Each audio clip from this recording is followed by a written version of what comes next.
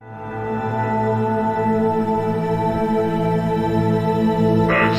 to the Monte Zone will be granted shortly. Please stand by.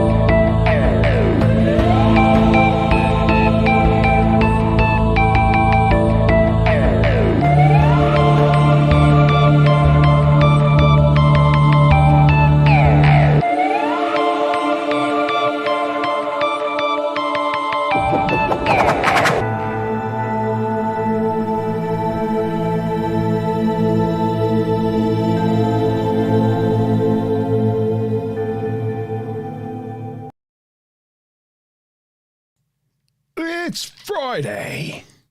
It's 8 o'clock. It's the Monte Zone. Yay! Good evening, everyone. It is... Hello, everyone out there. All three of us. Hello, everyone. It's Friday. It is 8 o'clock. We are back with another Monte Zone for November with me, Monty Ban, and my co-host, G. I was going to call you G-Star, but G. Redvers. Good evening, sir. Good evening, sir. Every time you do that, it's Friday. It makes me jump out of my skin. Sorry. You know it's coming. Good evening. Let us know if you're in chat, and as always, please like the stream. It really helps. Yeah, we know we might be a little bit light on the ground tonight because of the World Cup. Is there something else going on? Is there that we should know about, that we should be watching? I'm not watching it anyway. It's not 0-0. No. But yes, we're completely ignoring. We are a World Cup free zone right now. Yeah, just the paranormal World Cup. Just the paranormal. Yes. Tonight we are going to be mainly discussing Graham Hancocks' latest Netflix documentary, Ancient Apocalypse. Whether you've seen it or not, hopefully you'll get something from our discussion about this series tonight. You don't need to have seen it, but yeah. We'll have recommendations, yeah. And it's all really interesting stuff. I mean, just off of air, Monty, you were telling me about its position on Netflix? Tell the guys. Yeah, I think it's number 2. It's the Netflix's second biggest series. So I mean that's Since pretty all time, right? Yeah, I think Since so. Yeah, time. it's literally blown up beyond all recognition. Well, evening to Mickey. Evening to Mickey.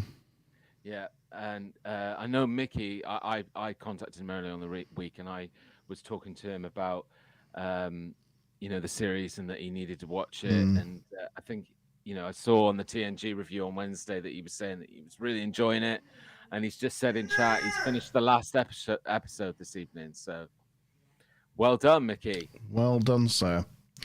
Let us know what you thought. Yeah. I mean, yeah. Join us in the stream if you want to, because the link's been put in the description by the lovely Monte. Yeah, if you want to come in and say hello, Mickey, please feel free to use the link. Yeah.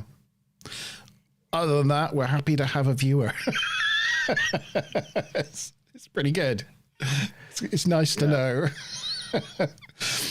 Yeah. I really wouldn't have positioned our subscribers as dedicated football followers, but everybody connects into the World Cup, don't they? Apparently, especially when England's playing. Yeah. It's a bit of a change of scheduling for us, isn't it? Because we were going to talk about other documentaries in general this evening, and we've changed our programming because of the sort of impact that this new Graham Hancocks series has made. We thought we'll just focus on that. So yeah, it's been a last minute change of tact on the content for tonight. And for that reason, I obviously promoted on the trailer that we were going to have. Well, I did say we might have some guests. I didn't say we would definitely. And as a result of that change of schedule, they may or may not be along. But there's other things going on in their lives. And as we've already said, there's the football. So there is. That's a bit of a detractor. So yeah. But anyway, I guess it doesn't matter how many people we've got on live because, hopefully a lot of the guys pick the show up afterwards anyway. So this should still be interesting to a lot of people. Just to cover some admin, first of all, if you don't mind, Monte. Okay. We, if you haven't noticed, guys, the number of subscribers, we are on 397. So close. Now, we are just coming up to Christmas, okay? And it would be an awesome Christmas present for everybody here at the Vault if we could get up to either 400 or 500 by the time we have our Christmas get together, which myself and Monte were talking about that since Wednesday, since the TNG review show. And I think we're going to timetable that for Friday, December the 9th. So where we're not doing a Monte Zone in December, well, we kind of are, but it'll be earlier. So not at the end of the month. It'll be December the 9th, Friday. And I'm sure Monte can chat with the TNG guys next Wednesday and ask them to come along, because I thought it was a great idea to get everybody who's involved in the Vault all together on one stream and have a little bit of a Christmas celebration as part of our Monte Zone. Yeah, when was that, mate? Friday, December the 9th. December the 9th. Oh, excellent. Yes, that's great. That's great news. So in 2 weeks' time. Yes. Because we have to avoid things like Christmas parties and stuff. Yeah, like that was the problem with the 16th. Yeah. Yeah, so we're going to come at you on Friday the 9th, have a special Christmas Monte Zone, and hopefully have a lot of the other guys along from who contribute to the rest of the Vault, and have a bit of a Vault Christmas party. And some of our subscribers can come along and join us as well and come into the studio, and we can have one big, massive studio Christmas party. Yeah, very cool. Very cool. So I think that was pretty much everything covered, admin-wise. Cool. All right, then. Well, let's get straight into where do you want to start with this documentary? Shall I just give a quick overview? So this is the latest documentary from Graham Hancock. What I quite like is at the beginning, he kind of, and I think he's done this really well, he introduces himself to begin with as not an archaeologist or a scientist, but as a journalist, as an investigative journalist.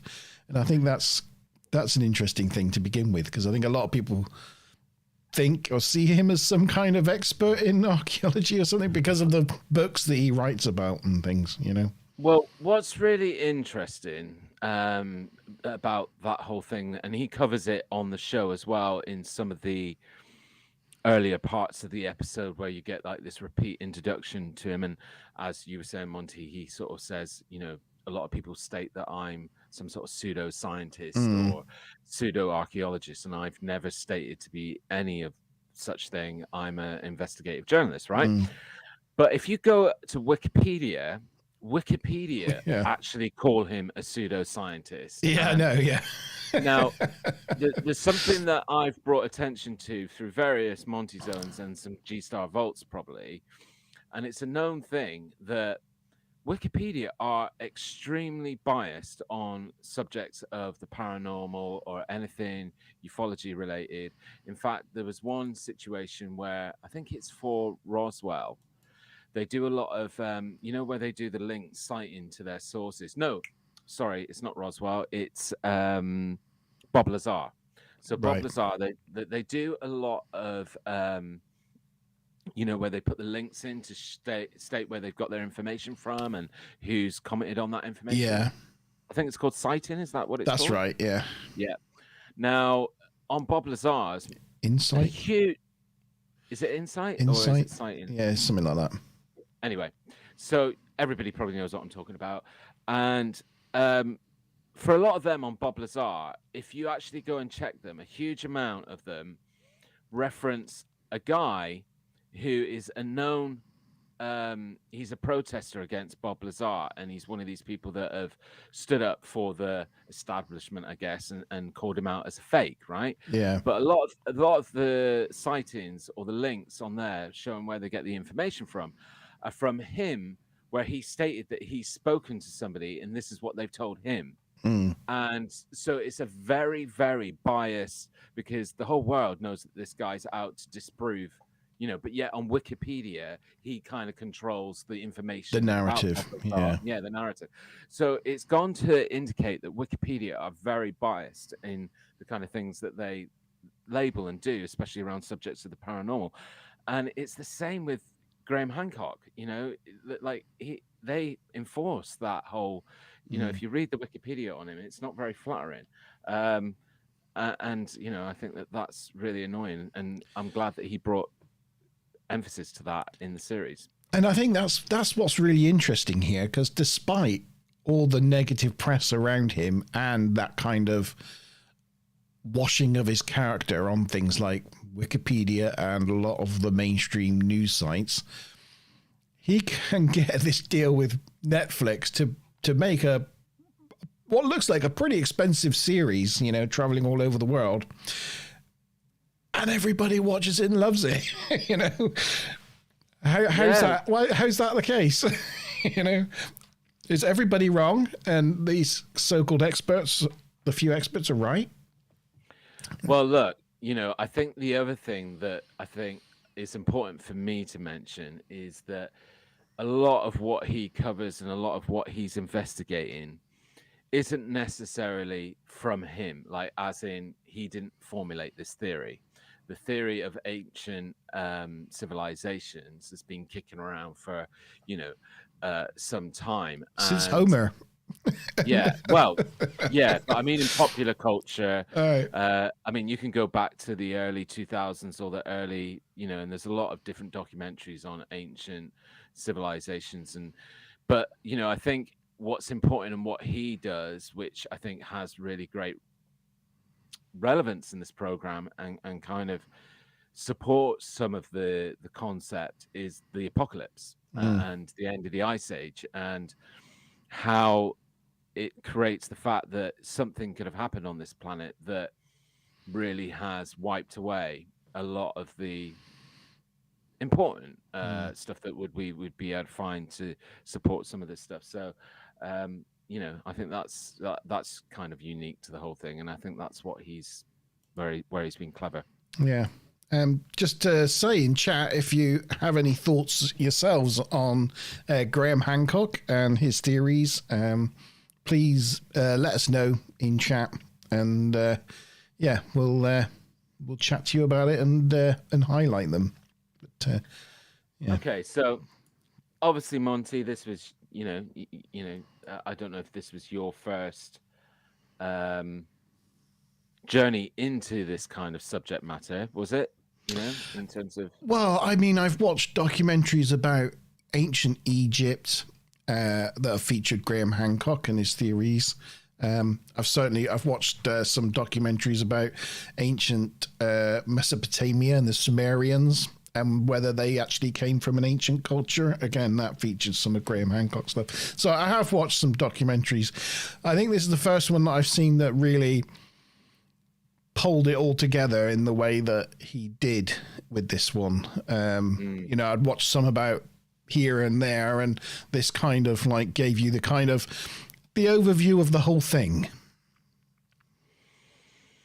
Yeah, Mickey says he has made me a believer in what he says, that we have forgotten our own past, which is something that he talks about a lot in the episode. So the reason why I was asking you that question, Monty, is because we can either go through this in a kind of linear form of the series itself, or we can drop in and out of different things. But out of all of it, because he kind of starts in Gunung Penang, I think it's called. Just to go back to Mickey's statement there, I think his quote is, "We are a race with amnesia." We've forgotten our own past, is then. A bit like me on a Sunday morning after I've been out on a Saturday night. And we're trying to piece the things together, Actually, folks, it's a bit like Monty all the time. Fair. Can't argue. So like what I was going to say is we could either go through it in a linear fashion and sort of talk about Gunung Penang first, or I was going to ask you, like, what was the location that he kind of covered that created the most surprises for you, or created the most interest? Well, funnily enough, the first one was Gunung Padang. I can't even say it. Gunung Padang. Like, I'd never heard of that place before. So everything he'd said about that place was new and interesting. But again, it's interesting because you go to Wikipedia because, I'm like, oh, that's interesting. I'm going to look that place up. And it tells you the sort of mainstream things about how it was created between the 2nd and 5th century CE. So around sort of like 150 AD, whatever. But then he was talking to, I can't remember his name. I think I read it. Ali Akbar. Ali Akbar. I tell you what, Indonesians have some funny names, don't they? Yeah. Like, one of the mainstream guys who dated it is called Harry Truman Simanjuntaka.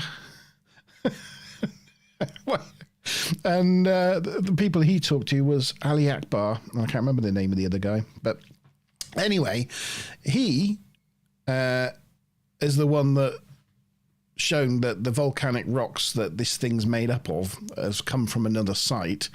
And he places the geology of it and that of around somewhere up to around 5000 BC.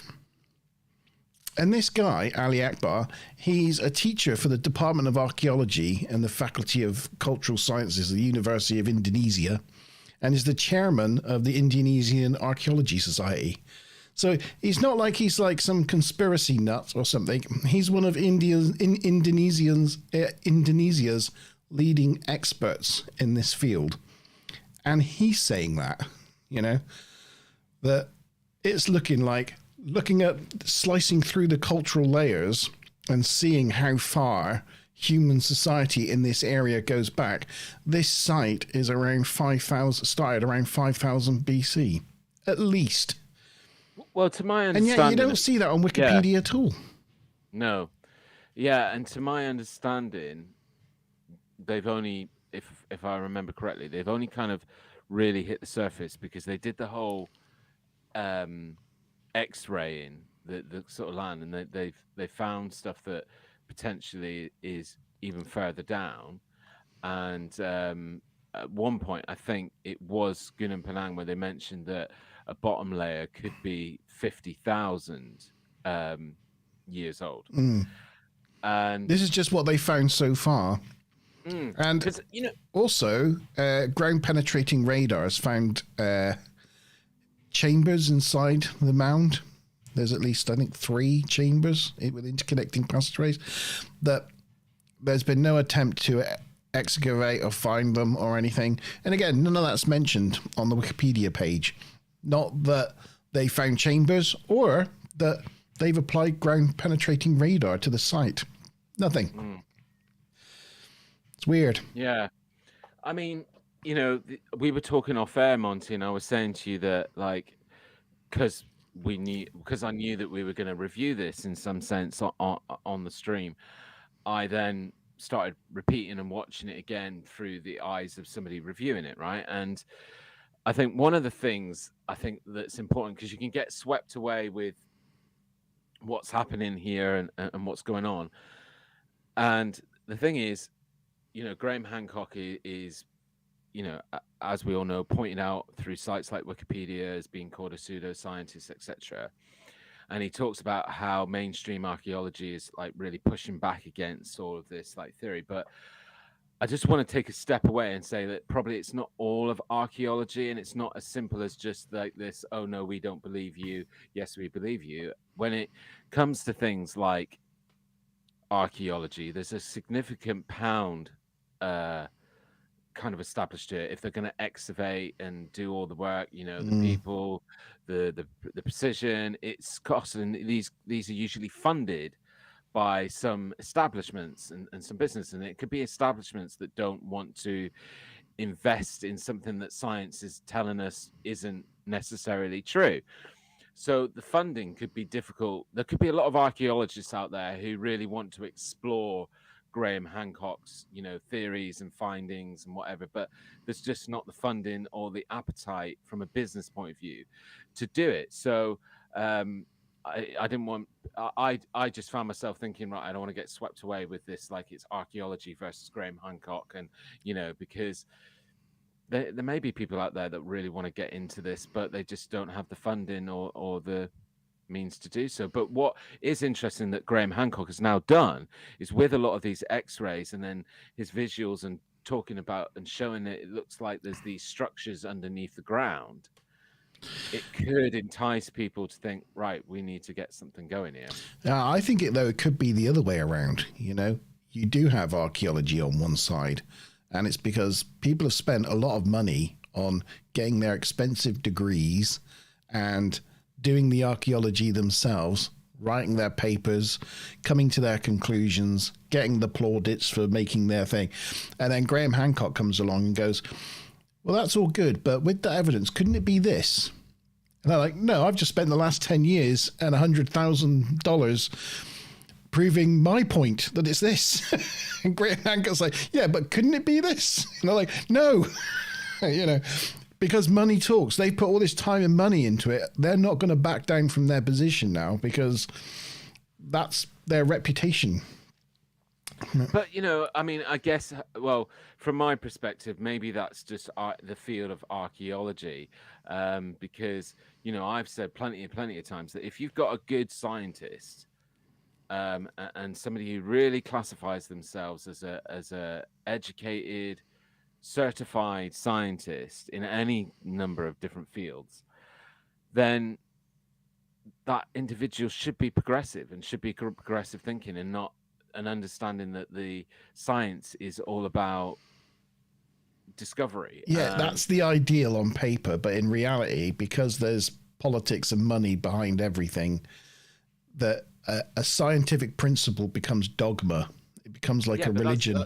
And then when someone proposes a new idea, they get shunned and ridiculed and ostracized until the weight of evidence on the side of the new theory is so much so that the proponents of the old idea have got no choice but to move with it. I'm kind of agreeing with you. I'm just saying that maybe it's the archaeology side of it, because, I guess archaeology is they do look at it's focused about looking in the past, right? They don't look forward necessarily. Well, they don't. We'll come on to that. He mentions archaeologists and scientists, and I think we stand more of a chance of getting the scientists on board and getting something happening. Because ultimately, science should be about us understanding our universe. I'd like to think so. I found the name of the fun name of the other geologist. It's Danny Hillman Natawijaja. It's funny how they all have like half a very English sounding name and then half a Indonesian name. So they have fun names. But yes, Ali Akbar and Danny Hillman Natawijaja.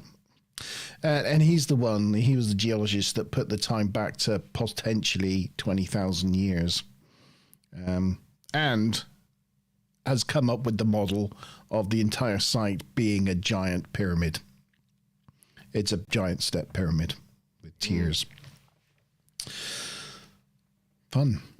So anyway, that was my first one. But then I know we're not going to go through this linearly through the episodes, but it just happens that first episode did lead on to the second thing I was going to mention, which was the Great Pyramid of Cholula. Again, know a lot of... Sorry? That blow your mind? Yes, because I know a lot of like temples and pyramids from South America and Mexico, but the Great Pyramid of Cholula just, what? So yeah, I've got to admit, I didn't. I had heard of the Pyramid of Cholula, but I didn't know it was. I hadn't looked into it, and I didn't know it was like that, where it's almost kind of covered over by modern. So from the outside, like if you're looking at it now, you wouldn't necessarily think pyramid, but it's about how it looked, thousands of years ago. But here, I'll tell you what, I'll bring it up on Google Maps so you can see the pyramid in the area.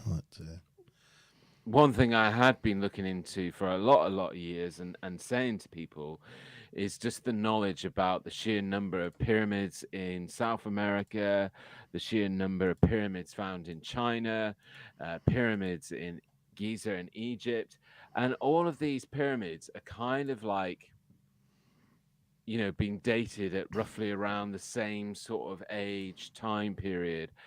And you've got to ask yourself, how is there any chance of one, if there wasn't global travel or some sort of global communication, how did societies in different areas in the world, in different climates, in different kind of cultures, happen to come along building the same similar kind of structures and dimensions if there isn't some sort of connection?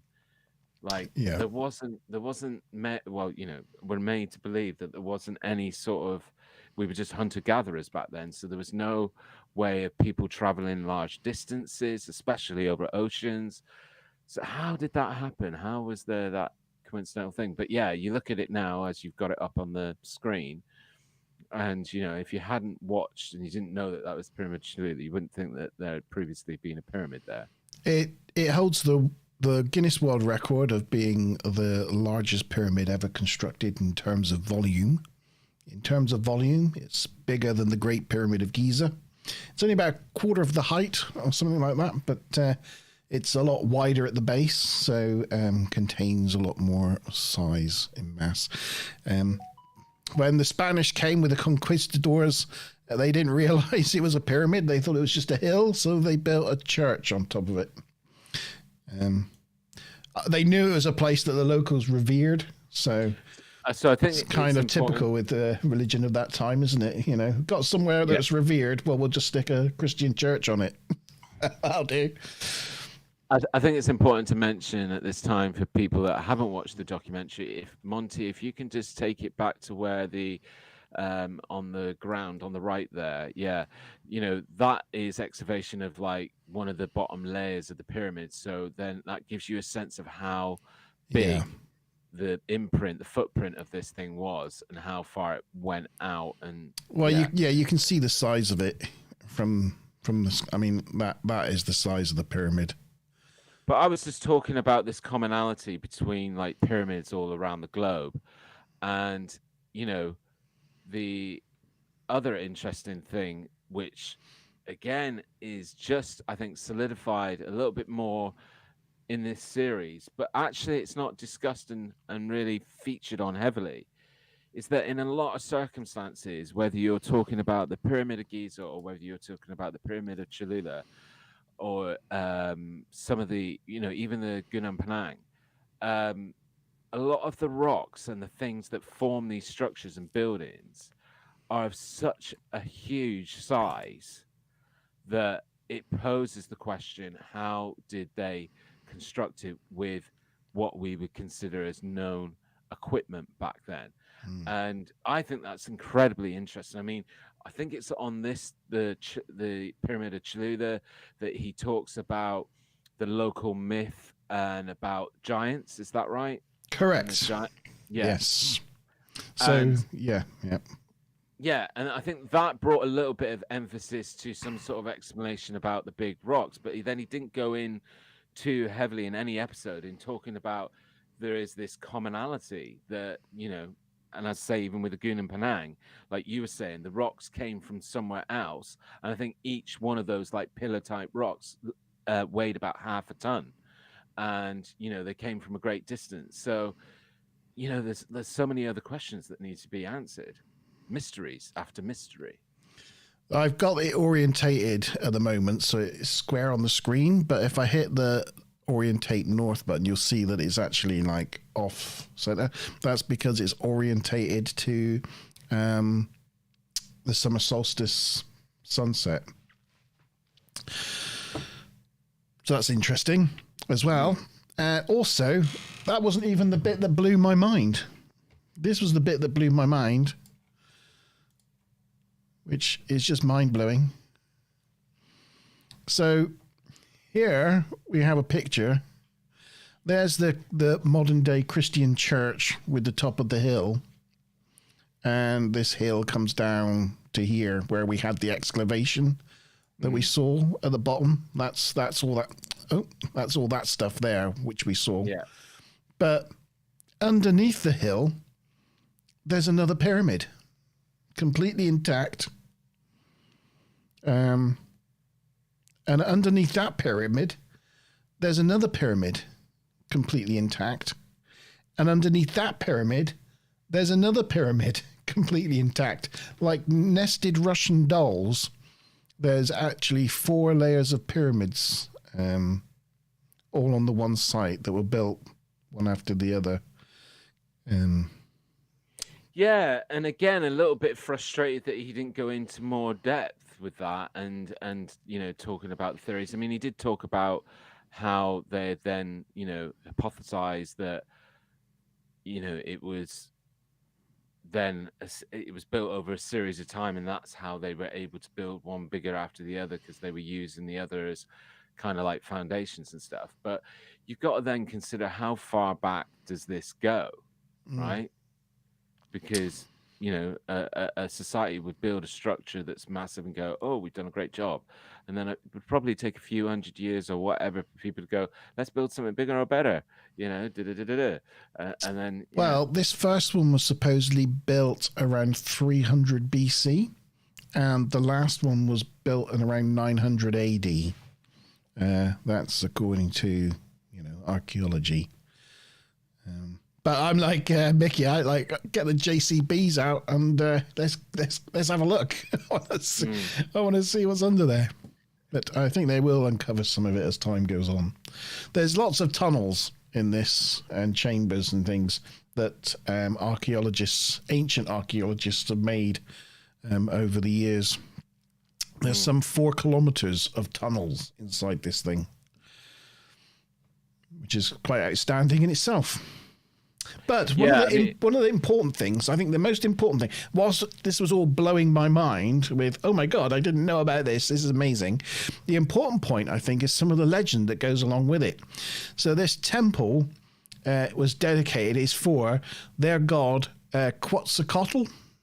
I might have massacred that You didn't do bad. Quetzalcoatl? No, I'll try not to say it again.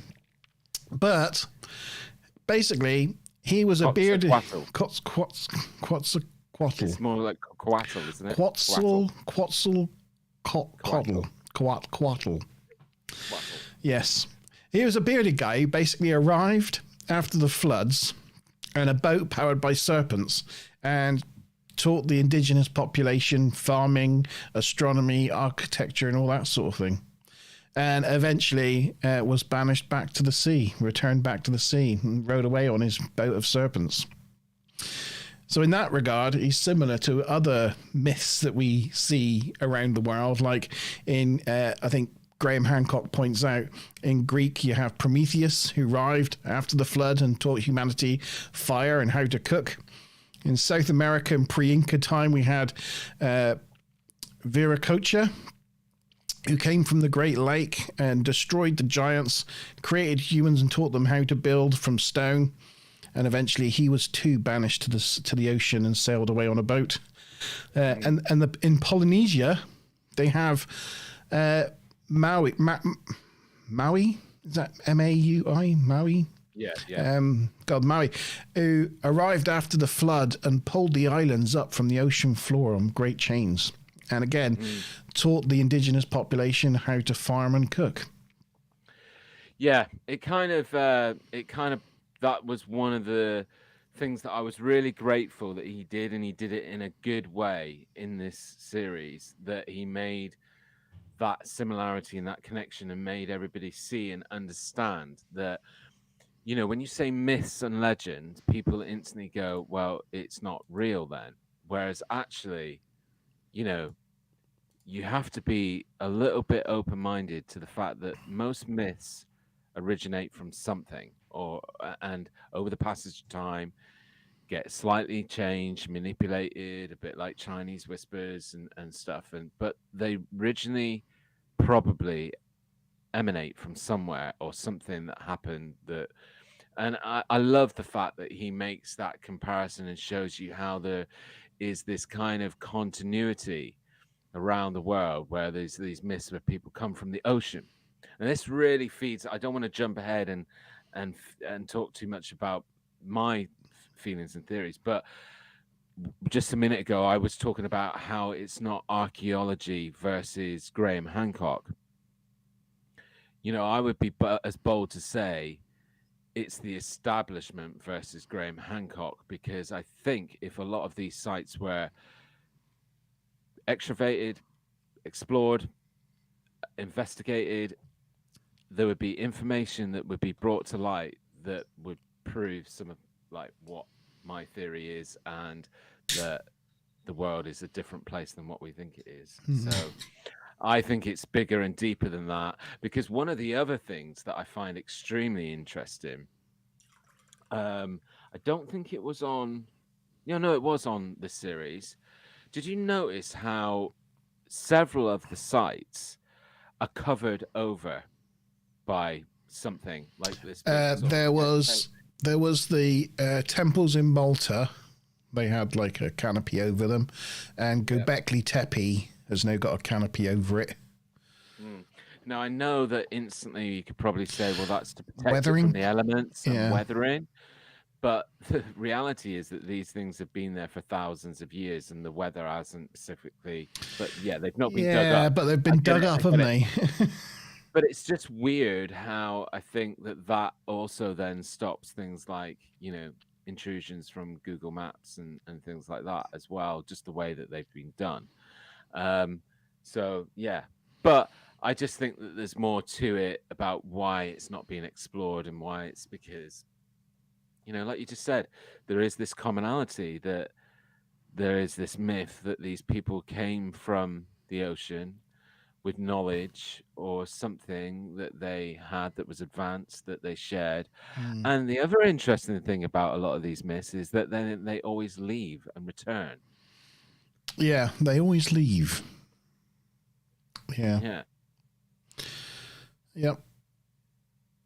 Should we go on to? We're going in order, because next he went to Gigantia in Malta, which again kind of blew my mind because for some reason I was completely unaware that Malta was completely covered in temples, like ancient temples. Yeah. So yeah, that's another one that blew my mind. I think this is probably the last one of the series that really blew my mind. I kind of knew the rest of it, but yeah, I still think the latter episodes took you in a place that, presented a lot more of the connections. I think, Yeah. But you're right. Like after this, but I still think I didn't know about the road of the genie. Yeah, we'll cover that in a minute. Yeah. Yeah. No, I hadn't heard of that one, but and especially like looking down on it from here as well, as you say, like on Google Earth, it does look like Göbekli Tepe with its like circular enclosures. It's very strange, but yeah, just massive. I wonder if I can give you a better look. Oh, I'm a little close. I wonder if I can back out. Can I back out? Oh no. Hang on, bear with me, campers. That's lovely scaffolding. Yeah, and again, what's interesting about this particular temple is that when you're there, it's obviously a bottom layer ruin, but you can see the height of what the rooms and the doorways would have been in the ceilings, and it almost gives you the emphasis. I mean, I think he says it as he's walking through. He says it's like you're walking through the home of giants. Yeah. Because it looks like the rooms and the doors were all laid out for people that were much bigger. So this place, mainstream media says that people came over from basically the mainland from Italy at around 5,900 BC with domesticated cattle. And then at the point of 3,600 BC, they built the largest freestanding temples in the world at the time. So that's taken from Wikipedia and what they said on the show. It's kind of crazy. The thought that 3,600 BC, right? You've arrived from the mainland. You've set off for some reason on a raft with some goats to settle on this little tiny island right out in the middle of the Mediterranean. And you decide one day from going from your straw huts to building the largest megalithic temples on the planet. Why? Am I not right in thinking that this one was where they talked about the possibility of Sunderland? No. No. No, that was the first one. Oh, Gunung Plang. Yeah, because the whole of the Indonesian peninsula was during the Ice Age one large landmass. It was a subcontinent about the size of half of the United States. Yeah. Sunderland, which sounds like a Northern England town. I'm going to Sunderland. Yeah. By Eklad. Yeah. So no, it wasn't this one, but it was, it's another one of those things, isn't it? Where also the oldest temple is supposedly this one, Gigantia. So they start with the biggest, most complete temple, and then over time they get smaller and smaller and less intricate until you get a bog standard basic one. And they did that over the period of like 1,000 years. Yeah, it's the temples in Malta that he really sort of starts embedding and talking about the theory that a lot of these buildings and structures were sort of positioned around, the stars and astrological stimulus like summer solstice and winter solstice and things like that, isn't it?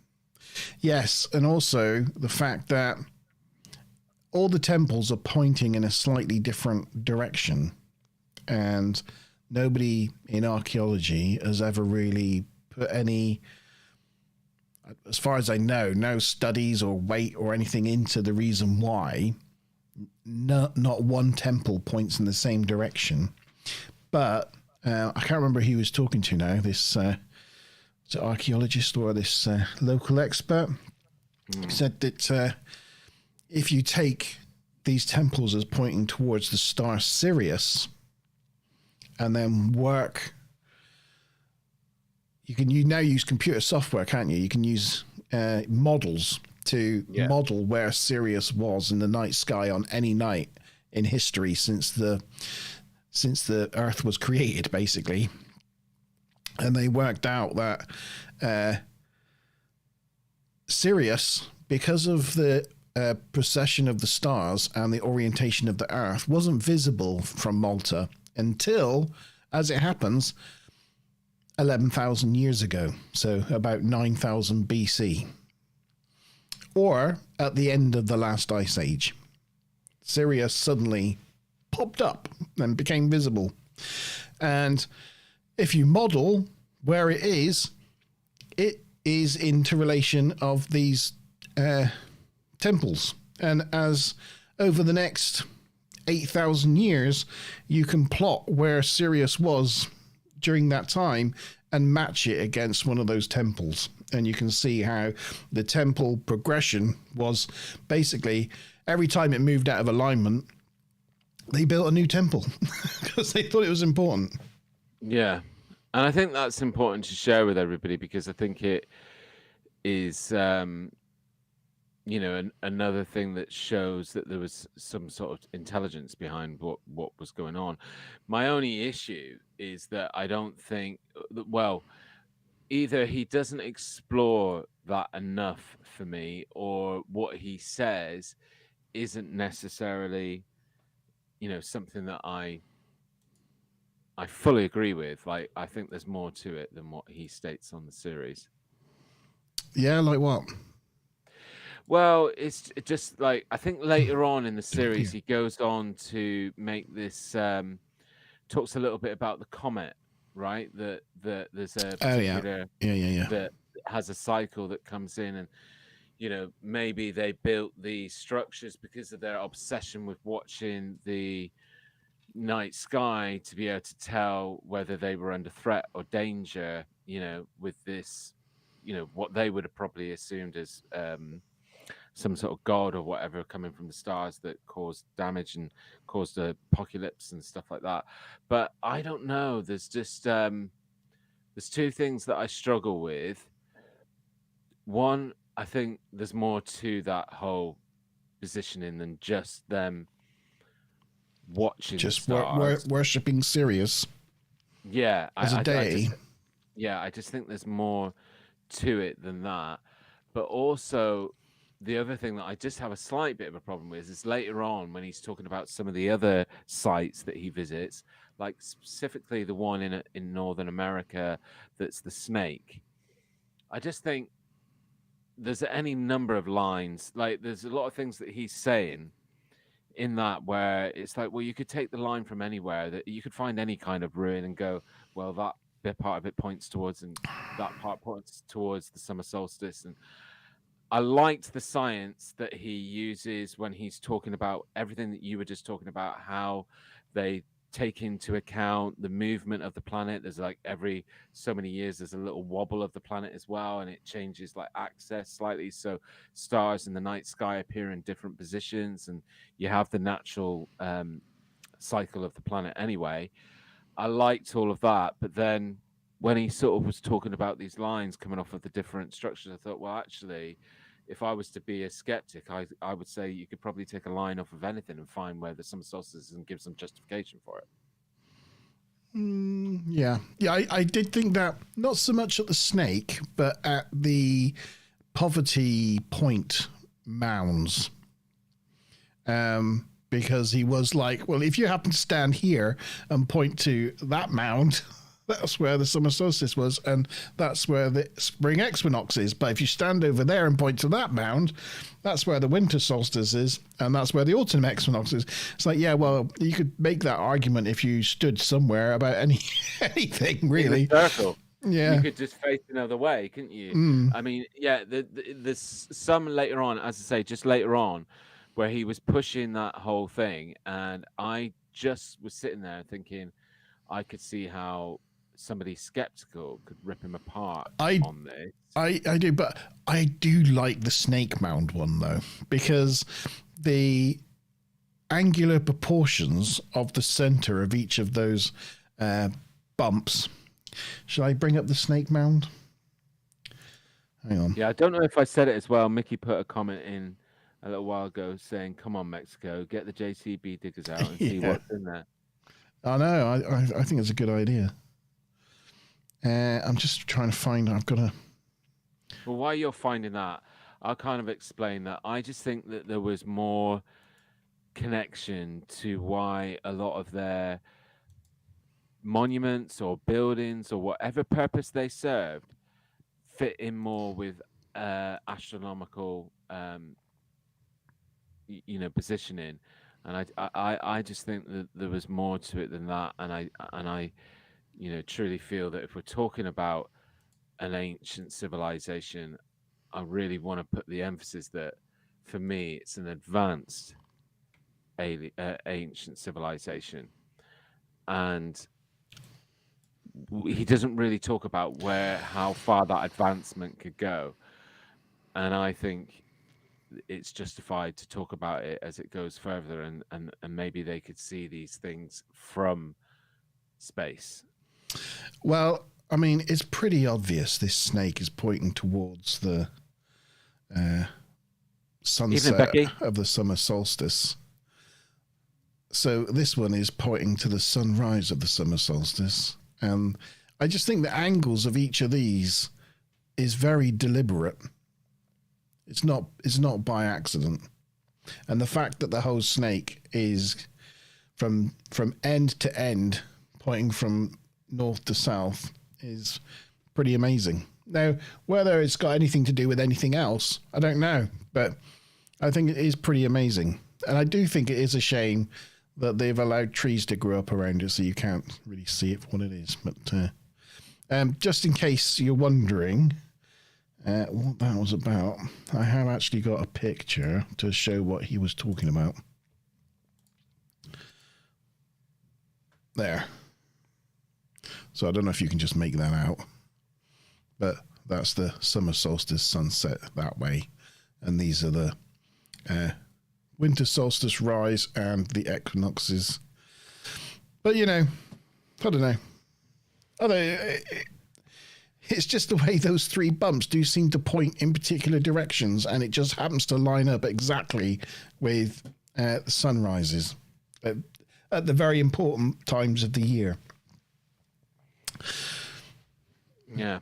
I was just saying hi to Becky, who's joined. Hiya, Becky. I hope you're well, my love. Mickey's also said, just came into my head from the TV show Oak Island. There is also a serpent mound. Is there?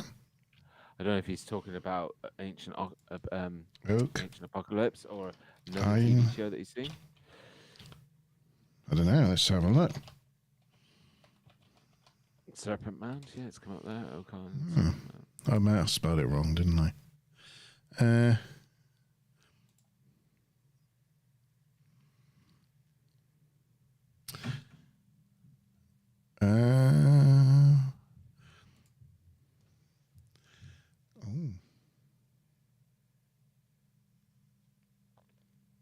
Where's Oak Island then?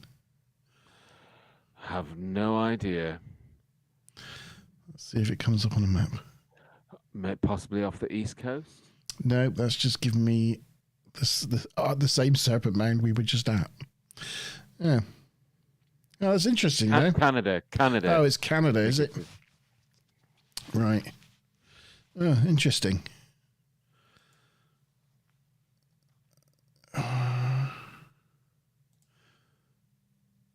What's interesting, I think, more so about the snake, because yeah, as I said, when he started doing those lines and picking them off to different solstices and etc., it just lost me a little bit, because I thought, well, actually, you could probably take those lines from anywhere and give justification about why it's positioned in that part of that structure. But anyway, a thing that I think is more interesting is the fact that it is a snake, and how heavily the snake features in a lot of these different sites that they found, and where there are kind of like I don't want to say hieroglyphs, but kind of engravings, etc., and how heavily the snake features. I think that's really interesting. Yeah, it's Ontario, Canada, and is approximately 2,000 years old. So yeah, it's a bit of a tradition, and be good to see if that snake. I can't really get much information about it right now, but I'm going to look at that and see if that's got any particular alignment things with it, and whether they tally up.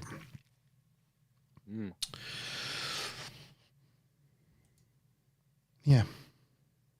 So yeah. We're at Malta, and the temples there. And he did mention the coincidence with the Malta fishing boats all carry the Egyptian Eye of Horus for good luck. Yes. So I think for me, the best thing was the comparison about seeing the symbolism in a lot of different cultures, again, in lots of different places around the globe, kind of almost indicating towards the same thing, which again shows me that there was communication or awareness on a global level at some point in this civilization. And if you're thinking about global travel and global communication, then you have to think about how do they travel, so and this is where I think the series just didn't go into enough conversation, almost afraid to go to that, because that's when it becomes quite pseudo in people's heads. Well, the Eye of Horus is linked to, his father was Osiris, who's linked to this star Sirius. So it all kind of like links together. But Osiris in Egypt lore, I guess, is linked to the yearly flooding of the Nile. So he's linked to flood myths. Yeah. And basically, he's there to teach the Egyptians how to farm. And he teaches Egyptians agricultural. He's basically the god of like life. And at the end of the flood, he again sails off into the sunset, basically because he ends up off to the underworld, because, the star sets and whatnot. But it's just another bearded guy who turns up with a flood, teaches people to farm, and then sails off at the end of it. It's just another one. So have we got anything more to talk about the megalithic temples in Malta? Just that they were amazing, and I want to go to Malta now. How can I have not known about all these things, G? It's just crazy. We're now going to talk about the thing that you learned, Bimini. Yeah. The Bimini Road. I'm going to bring the Bimini Road up. Well, Google Map it. As soon as we got into episode 3, and he got to the end of it, and he said, next time I'm going to be visiting somewhere that may be, more of an explanation of Atlantis. And as soon as I heard that word, I was like, oh my God, I got to watch the next one. Yeah. No, he was like, so let's talk about Atlantis. And everyone was like, woo! Yes, let's, please. It's a conversation I haven't had for at least over a year. And I really want to talk about it. So go ahead, Graham. And I was like, click, click. Let's go on to the next episode. It's interesting. They didn't, the Bimini Road. Bimini. I mean, again, it kind of left me hanging, because I'm not contesting that, the rock formation doesn't look like it's structured and manufactured. I'm not arguing that at all. I mean, when you see the artist impressions of like how it may have looked, kind of makes sense that it was on a coastline. and maybe it was like a shipping port of its time, but they certainly don't go on to say, well, where this road leads to. It's not really a road. They call it the Bimini Road, but it's not. It's like a marker. It's a signpost. It's a.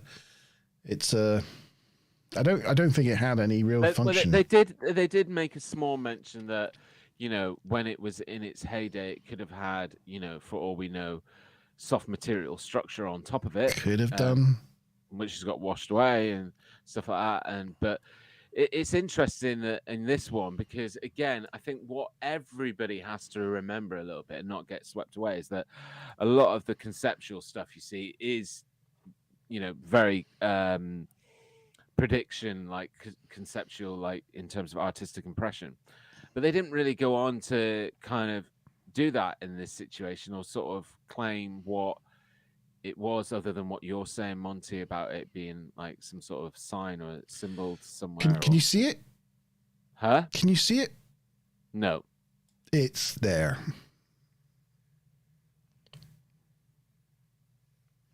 But again, on a Monte zone, not on Monte zone, sorry, on a G-Star Vault recently, I pointed out a structure or something odd that you could see under the sea off the coast of the top of Mexico. Remember that episode? Yeah. I think I did a short actually, and I was like, "What is this?" And then I zoomed in on it. Oh no, God, I gotta. Was it this? Yeah. Yeah. I can tell you what that is. I know what that is. What is that? Do you want to know what this is? Okay, so the data on Google Maps is, especially underwater mapping, is made from boats that traverse up and down with radar. Some are better than others. And they don't cover much area. So this is a boat that's gone out with radar and has determined that the ground is further away than the standard data they get from this. And so you get these channels that have been mapped by this boat. But you see it all over the place. So you see these lines here? Mm-hmm. This is all mapping data from boats. So you see it prevalently in boats going to and from Hawaii. So you see all these lines? So this area of the floor has been mapped better than, say, this bit here. This bit here hasn't been mapped, but a boat's passed over this bit, mapping this bit.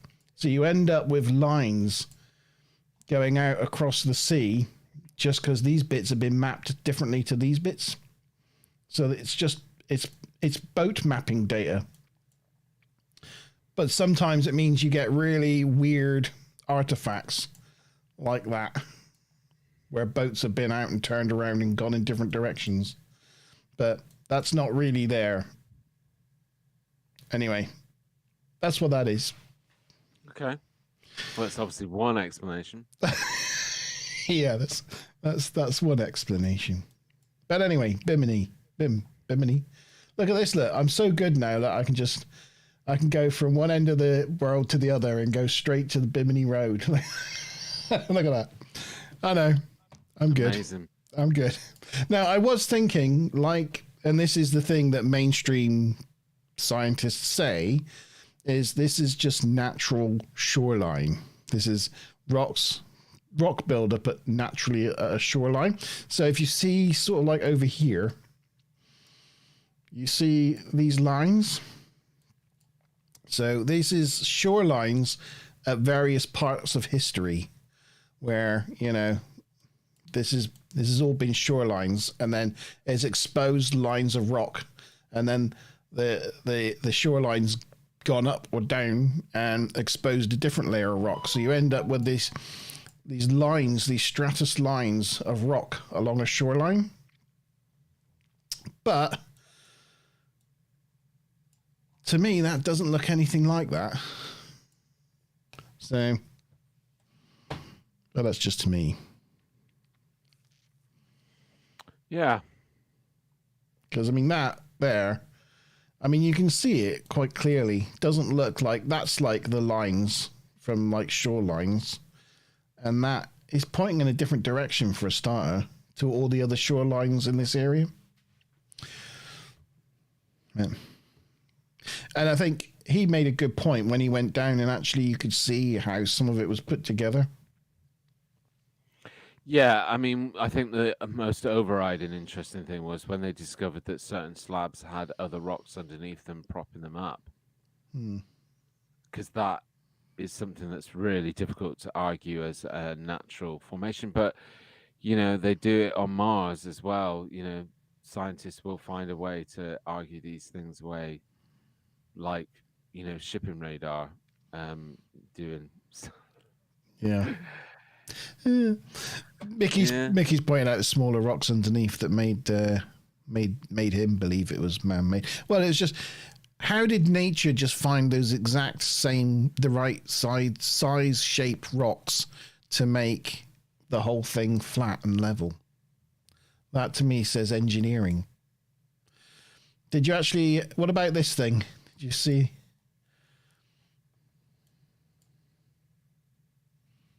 Did anybody see a shark? Oh, yes. He mentioned like this is maybe an ancient man-made mound in the shape of a shark. It's called Shark Mound. Looks more like a fish to me, but could be a dolphin. Could be. The only problem I have with this idea is there are lots of like shapes like that in this area that are just all natural. So you're thinking it's more of a pareidolia thing? Yeah. You know what I mean? It's like, oh, is that? But then it would align with things like the Nazia lines and stuff. Yeah. You know, you can't put that down to pareidolia. That is No. large aerial structures that have been imprinted into the landscape over big distances by obviously a human. So it's only because we see similar things nearby that are all natural and are similar shapes that I'm just thinking, is it just that one just happened to end up looking like a fish? But then over thousands and thousands of years, if you made a man-made hill versus a naturally made hill, over time, they're probably going to end up looking the same anyway. What do you think, chat? Is it a fish or a shark? Maybe that's it's pareidolia. Is that a whale eating a giant hamburger? I don't know. That looks like nothing to me, but I'm not saying that. Yeah, I mean, where is this? Is this underwater or on land? It's on land ish. It's kind of like semi. Yeah, I don't think I can place a. Just remind me again, okay. Where was the Bimini Road? The Bimini Road was here. It's over here. Yeah, no, I got that, but I mean, where in the world is it? We're on the edge of the Bermuda Triangle. we're just across the ocean from Miami. Interesting. Yeah, we're literally, you can see the skyscrapers of Miami from here. Mickey's girlfriends have arrived in chat. Mickey, you lucky boy. He's got some company. Hang on, I'll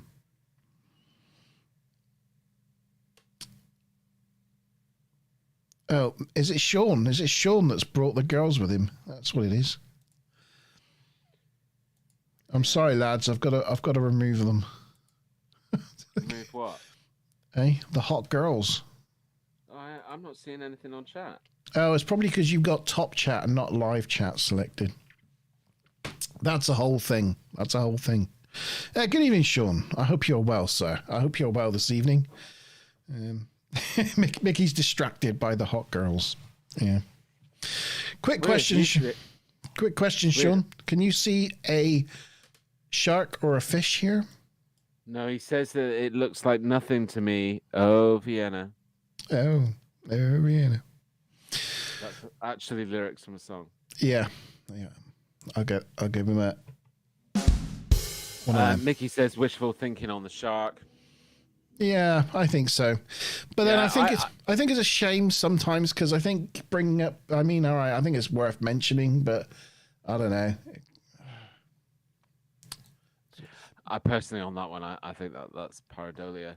But I did want to bring emphasis to where the road was, because again, they didn't really sort of feature heavily in the episode about its close adjacency to the Bermuda Triangle.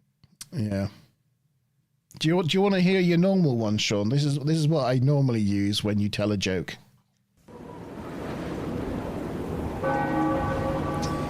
You don't normally get to hear it, but you can hear it tonight. There you go. Yeah, that's weird. Why can't we hear the sound? You can't hear it. No, you can't hear it. I froze. You can only hear my mic. You see, you can't hear my. Just trying to bring up the Perry Reese map. Is that it? Can I get that? I don't want to buy it. I just want a picture of it. Oh, there you go. Good old Wikipedia. Yeah, what was interesting is we've talked a lot about the Perry Reese map before. Why is my camera not working? Ah, has your phone died? Don't know.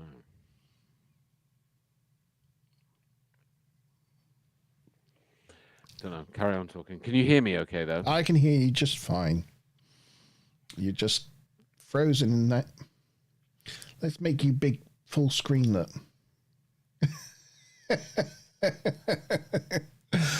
Oh. There we go. Okay, Perry Reese map. Well, I only bring this up because he mentioned it in this point. A bit like we were talking about Sunderland, is it? Suderland. Suderland. I got Sunderland in my head now. Suderland. That back at the time of the Ice Age, obviously the shallow waters of Bermuda and its islands were one big island, one big landmass. And he thinks that this big red island here on the Perry Reese map represents that island. And it just so happens that when you have a look at that island, there's what looks like a row of big stones going through the middle of it. Yeah. As though it's highlighting that this is a feature of that island. What do you make of that? I think it's very I think it's interesting because, I think the Perry what I think is more interesting about this whole bit is when they show the bottom part of the map and indicate to you that over what the coastline would have looked like thousands of years ago before, and it sort of matches the coastline of the North Pole. South Pole. Not the North Pole, South Pole, sorry. So I'm trying to fix my camera, so I'm trying to do multiple things at once. For some reason, it's not charging my phone, even though my phone's plugged in. Yeah, I'm still not sure about that. I'm still not sure about that because the only way that this would be land here like this during the Ice Age is when the southern ice cap basically reached up to South America and that whole Southern Ocean was frozen. But then you wouldn't have had on that ice cap goats and fauna. But remember, you're talking about something that's been copied from other ancient maps. I mean, even the Perry's map, they say that was copied from other ancient maps. So, over time, things can get lost along the way and change in details. Yeah, Sean says you should lay off the Botox, G, because your face isn't moving anymore. I've gone off the sorting it. What do we think then in chat? What do you think, chat?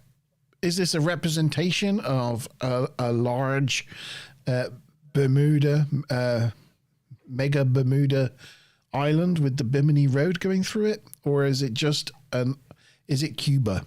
The mainstream archaeology say that this is a representation of Cuba. What do you reckon? Is this mountains? Is this a representation of mountains?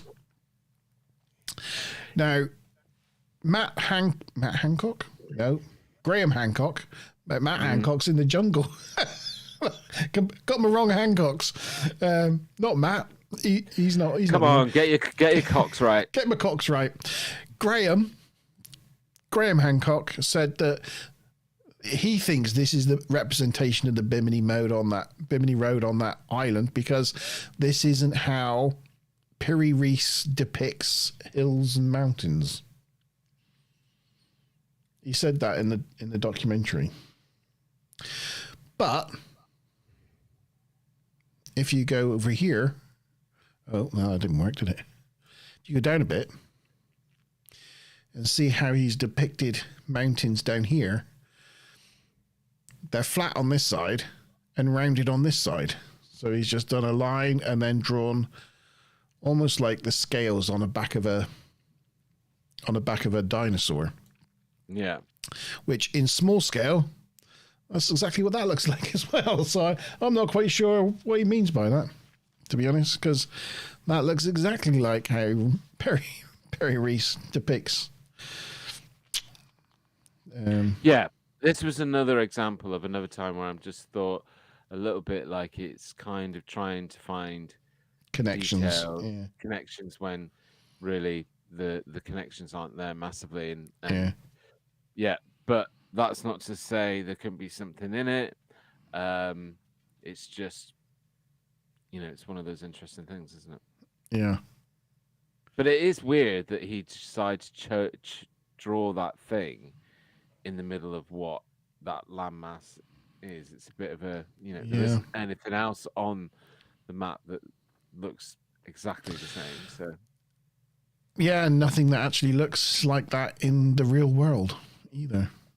What's interesting, and again, Graham Hancocks didn't bring attention to it, I don't think, if I can remember, but just off to the right of that landmass that you were just zoomed in on, there's like what looks like 3 arches. Yeah, those. Yeah, and that to me is something of more interest. What are they? That's the thing. It's one of those things on the map that can't be explained. It's kind of weird islands. I'm guessing, looking at, there's nothing else like it on his map. The things like that are depicted like that, but are islands. But yeah, it's very strange. I don't know what this smudge is above the blue one. Not quite sure what the colours entail either, to be honest. No. Yeah, weird. Yeah. So that was Bimini Road. That was probably the one I had like less notes about because, there wasn't really much to talk about. And from Bimini Road, he went straight to the next part was Göbekli Tepe, which we know a lot about. Yeah, it's something that we've brought onto the Monte Zone, and this is where I was like sitting there going, oh, we've already talked about this. But yeah, I mean, going back just quickly before we move on to Göbekli Tepe, he definitely didn't. He got me excited about the whole Atlantis thing, but then definitely didn't deliver on it. Didn't really talk about Atlantis at all. No. Let's talk about Atlantis. Or no, I'll talk about maybe possibly a road. That's it. Never mind. Maybe next time. But we'll let him off because all the rest of it is We'll let him off. Yeah. So Göbekli Tepe then. Yes. I mean, that's blown all mainstream archaeology thinking out of the water. anyway, because here we've got a megalithic site that's been discovered that is absolutely like 11,000 years old. So there's no quibbling about dates with this one. Yeah. So I think this is, why we've talked about it in the past is because, like you just said, this is the one site out of all the ones featured in the series, which is getting harder and harder for mainstream archaeology to kind of, now all the other stuff is going to sort of fall into place a little bit more. Because it's kind of like it's exposed, and you can't judge. And I think the other thing that helps in Göbekli Tepe as well is the amount of kind of illustrations on the monoliths and stuff, and once you get that, like Egyptologists, and people that linguists and stuff, and look at hieroglyphs, you can start to almost hopefully define a kind of language that they're talking about, and that has I think there's a central one which is like meant to be the oldest one but has the most amount of pictures on it. The main pillar, yeah. The main T pillar. I think I've got a picture of that. And the thing is, that's one of the things that he mentioned with the main T pillar in Göbekli Tepe. And here it is. That one. It's that one. That one there. But what he's talking about is maybe this isn't sort of worshipping local wildlife as deities and that sort of thing, but maybe this is telling another story and matching these up to astrological signs. So is this a map of the night sky as far as they saw it? If Scorpio was Scorpio and this was a representation of Aries and some of the other star signs around it, and if this was the sun at this position, this could be a date marker or that sort of thing. Good evening, Kevin. Good evening to you, sir. How are you? I hope you're well. Yeah, obviously Kevin's got he's obviously watched the series and got a few comments on it. But yeah, so it's very interesting, and obviously was it this program I'm struggling to remember. Was it Graham that spoke to the guy? He was starting to they're starting to kind of put an application to what these symbols mean. Like there's the circle in the middle there. I just said all that. Right? You weren't paying attention. You weren't listening to me, were you? I was looking at chat. Right. I was saying hello to Kevin. Here's the sort of like it's not the visual representation he used, but this is one that this is the one that I found. So this is Aries, this is Scorpions, these other astrological signs. So if you had the sun coming through this part of the sky, and if this was the night sky, then you could match that to an exact date.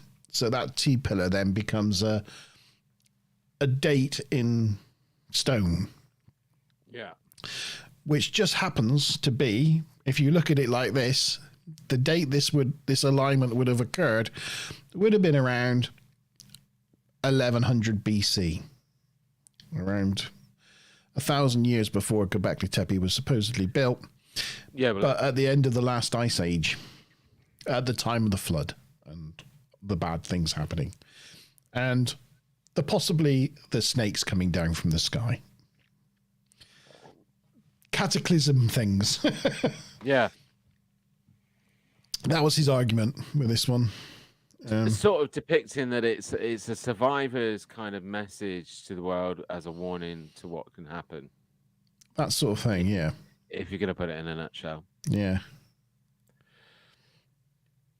Yeah, but I think, it's just interesting because it's right there and it's monolithic and it dates to right where we shouldn't have been, just even the fact that there are these inscriptions.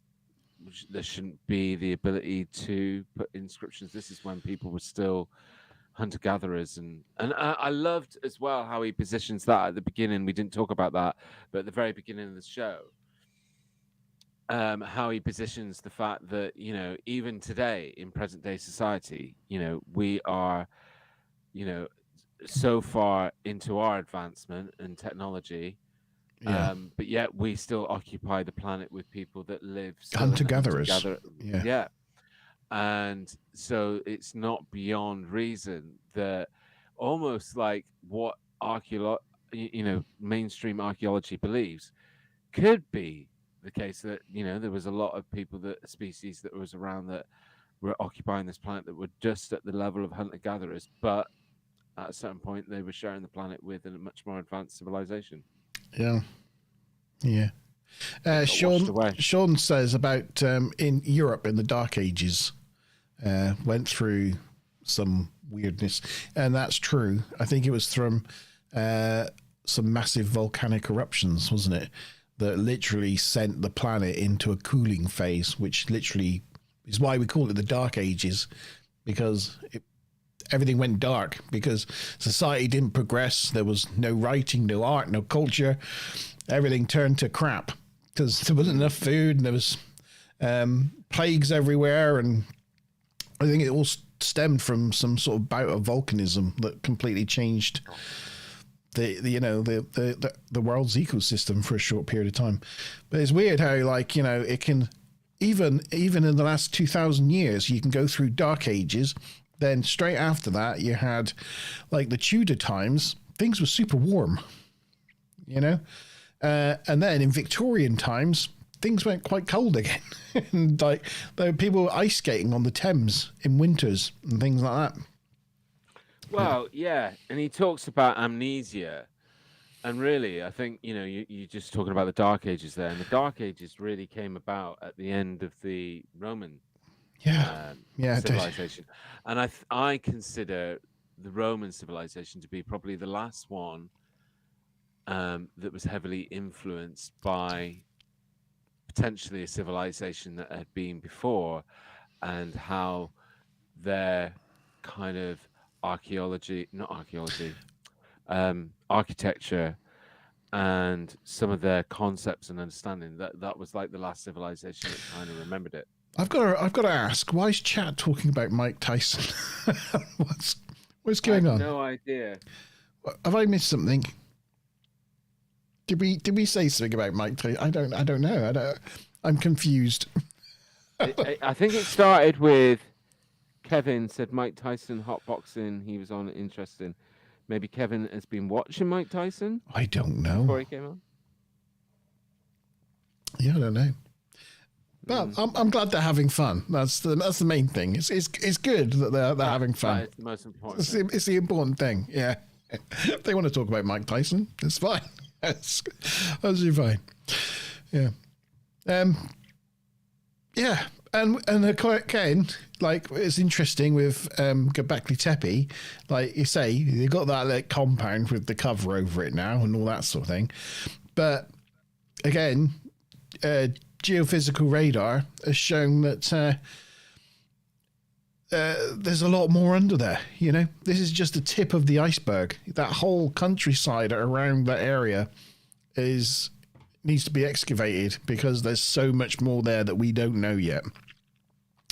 Oh, Graham Hancock was on Mike Tyson's show. I'm with you now. I didn't even know Mike Tyson had a show. He's probably got a podcast or something like that, I'd imagine. Right. I know, I saw him on Joe Rogan. Well, yeah, I mean, you know, that's another thing where he's kind of sort of featured Joe Rogan. And I didn't think that did him any favors. I think it did him a lot of favors. I think that whole relationship with Joe Rogan is why he's number 2 in Netflix. But is it more important that it's successful on Netflix, or people take on board what's being said? I don't know. It's like him being on Joe Rogan makes sense. Do you not like Joe Rogan? No, I've got nothing against Joe Rogan, but Joe Rogan simply is a podcaster. And you know, What's wrong with that? It's interesting and entertaining to watch him interviewing Graham Hancock and have him on his show, but where did he belong on the documentary other than to throw in some viewers? Yeah. Well, I think it's good to get the message out and to get people watching this stuff. As people might not. They might just think, oh, it's Graham. Yeah. You know, I if it gets the message out there, I can see the strategy. Yeah. And it was good to see him on Joe Rogan last week. He was back on Joe Rogan, was he? Yeah, promoting this show. Yeah. Oh, right. He had the guy. So, you know, he went to North America and talked about the Great Flood thing in North America. So we haven't really talked about that bit, but there's a lot of evidence in North America. I've forgotten where it is, but where there's like great valleys carved out, and it looks like they were carved out like almost instantaneous from a great flood. So at the end of the last ice age, as the I think they call it the North American ice sheet retreated, it was like 4 kilometers thick in places.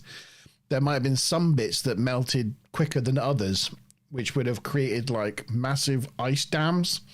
And then when they cracked and finally broke, it caused a massive flood across North America, especially down the western side. And it carved out these massive canyons and moved these huge boulders and created some really interesting features. There was this big bearded guy that he talked to there about it on the edge of a canyon. He was on Joe Rogan with him, I think last week or the week before, which is just quite an interesting podcast. They talked about a lot of this stuff. But again, that guy finds that there's a certain community that think this is obvious and it's almost indisputable, but then the mainstream believe that these things were carved out over a long period of time and have nothing to do with the glacier retreats and that sort of thing. And it's not even that controversial because it's not involving religion. It's not involving aliens or any ancient cultures or anything. It's just geology and ice sheets and things, but still they can't agree. In chat, Mickey said he cannot get his head around why they don't excavate more of these sites that were on the show. There has to be so much more to learn.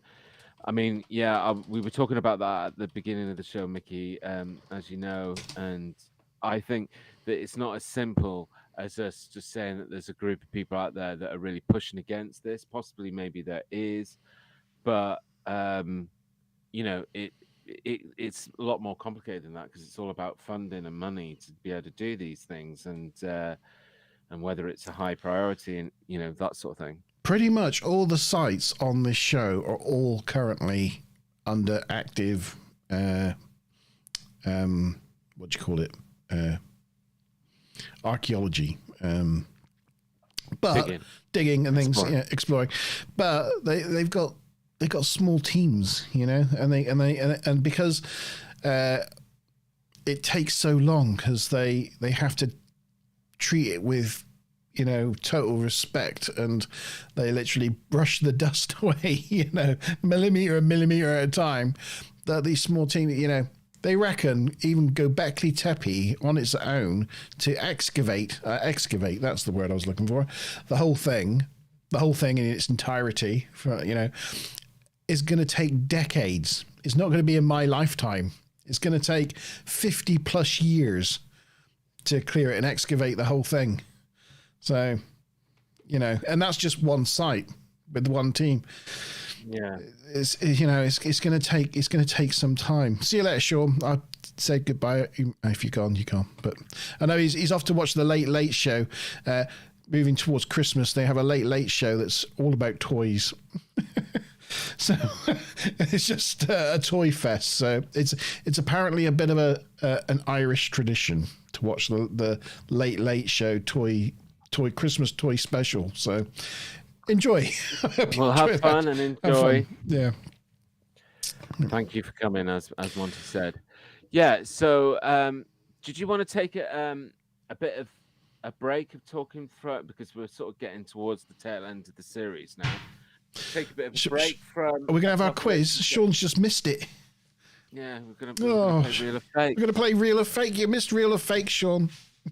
I need to get my information before we play. Work out where I put it.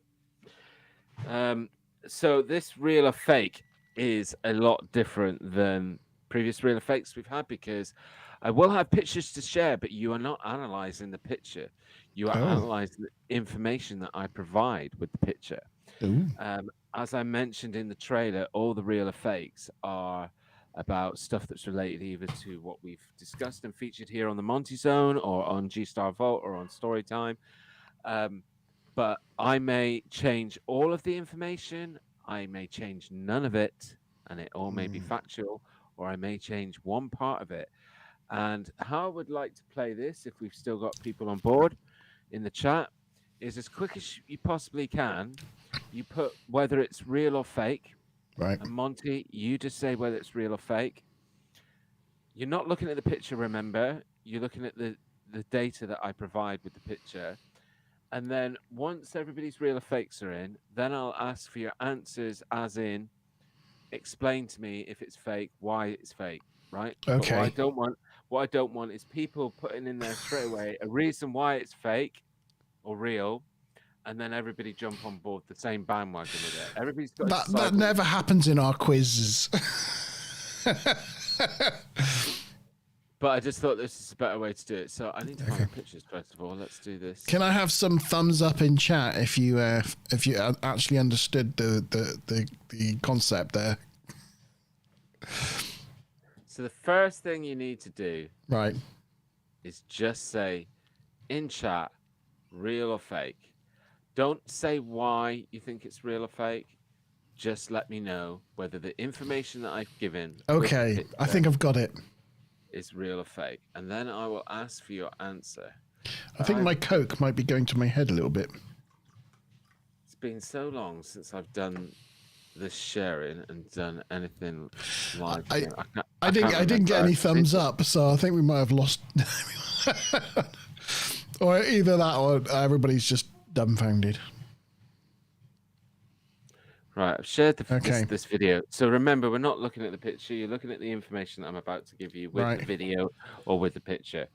So do you want to share that? I have done. So this is the Patterson Gimlin footage shot in 1967 in Wyoming, USA. Real or fake? This is the Patterson Gimlin footage shot in 1967 in Wyoming, USA. Oh no. Oh no. Is all that information real or fake? I don't know the year. I told you I want you to research and prepare. Oh, Mickey's drinking Apocalypse cider. I've got Coke. So have I. Yeah, mine's not Coke. Well, it is. It's got Coke in it. It's got a lot of rum in it as well. It's got Walter Hicks Navy strength rum in it. My 60% rum. Right. Anyway. So let us know in chat, real or fake. I want someone else to answer first. Come on, Kevin. Come on, Mickey. Give me an answer. I need to copy someone. Okay, I'm gonna go real. Mickey's gone fake. I'm going real. Okay. Kevin's gone real. So Kevin's gone real. We got two reals and a fake. So, now I want answers. So, Mickey, tell me why that's fake. The information that I gave out. Patterson Gimlin footage shot in 1967 in Wyoming, USA. And Monte and Kevin, tell me why you think it's real. Okay, so whilst they're tapping in their answers to that, G, I will say that I think it's real because I don't know the year, but I'm going to guess that you would think you're giving us the wrong year to show us how the thing works, but I'm second guessing that it's the wrong year and it's actually the right year. So I'm saying that's why I said real. Okay. We haven't got any of the answers from Mickey or Kevin in chat yet. It's good stuff, this rum. Rather than just sit here idly waiting. Yeah, Mickey was thinking it was the wrong year. So basically, Kevin and myself, I think, were thinking it was the right year, and Mickey was thinking it was the wrong year. Okay. But at the end of the day, Mickey went fake, and Mickey gets the 25 Monte Zone points because God damn it. The year was real. It was 1967. But the location that I gave for it wasn't the right location. Patterson-Gimlin footage shot in 1967, not in Wyoming. It was shot in Bluff Creek in California. Of course it was. God. Sorry, I missed that. So you've got to look out for the little details. Oh, no. I'm not going to get any of these right. Oh, well, that's a shame, isn't it? That means more points for me. So. Well done, Mickey. Well done. You've got off to a good start. How many Monte Zone points has Mickey got then? 1? 25. 25? Wow. That's 25. Generous. 25 Monte Zone points. Nice. Now this is where it becomes complicated because, do I have to open the picture first? To share something, do I have to open the picture first? I just can't remember. I don't know why I'm not remembering. You can share. Yeah, I do. You can share a file. There you go. I'm sharing. Oh, yeah. Don't ask me to zoom in because, as I said, it's not about the picture. The picture's just for reference, is it? This was just an episode of G-Star Vault. This is Porthcawl in Wales. Yeah. I remember. And it was filmed live on GMTV, February the 18th, 2022. So this year, so this is Porthcawl in Wales, filmed live on GMTV, February the 18th, 2022. This was featured on a G-Star Vault. Is that real or fake? All the information that I gave you there, is that correct? Or is there something wrong about it? Go for it once more. I know my answer. Fake. Okay. Let's know in chat. Was all of that data and information that I gave with this one real or fake? Porthcawl in Wales. This was filmed live. Oh, Kevin thinks that's all true. I think GMTV. Well, Kevin did watch the G-Star Vault. February the 18th, 2022. Mickey, get your answer in, real or fake. Get those Monte Zone points. You're already in the lead with 25. Want to stay that way. Monty's gone fake. You locking that fake in, Monty? I'm locking the fake in. Oh, yeah. Okay. Mickey's gone. He's going to go true as well. So, real. The actual competition is called real or fake. Okay, so why is it fake, Monty? It's fake because GMTV ceased to exist in 2010. Oh, that's semantic. It's Good Morning TV. No, it's Good Morning Britain. GMTV didn't exist it's Good Morning Britain. Oh, well, that's semantics in the name of the show. Anyway, what I'm going to do for fairness here, because if that is true and it was called Good Morning Britain and I said GMTV. You did. You said GMTV. All the dates, all the information were correct. This is Porthcawl in Wales. Even Kevin in chat said, I don't know about the GMTV bit, though. GMTV ceased to exist in 2010. Fine. So what I'm going to do is I'm going to give everybody 25 Monte Zone points there and give everybody the right answer. All right. What was your answer then? It was true because it was all correct, apart from the GMTV bit. Yeah, because I didn't realize it's called Good Morning Britain. I thought it was called Good Morning TV. So it wasn't something I intentionally tried to trip people up on. The most important thing is that the location was right, where it was filmed, and the date. Yeah. Okay, fair enough. So I'm giving everybody 25. We all got points, though. We all got points. Well done, everyone. I'm pretty pleased with that. Mickey's got 50, and Kevin and Monte, you are on 25. Right, let's stop sharing that one. And let's open the next one, which is, here we go.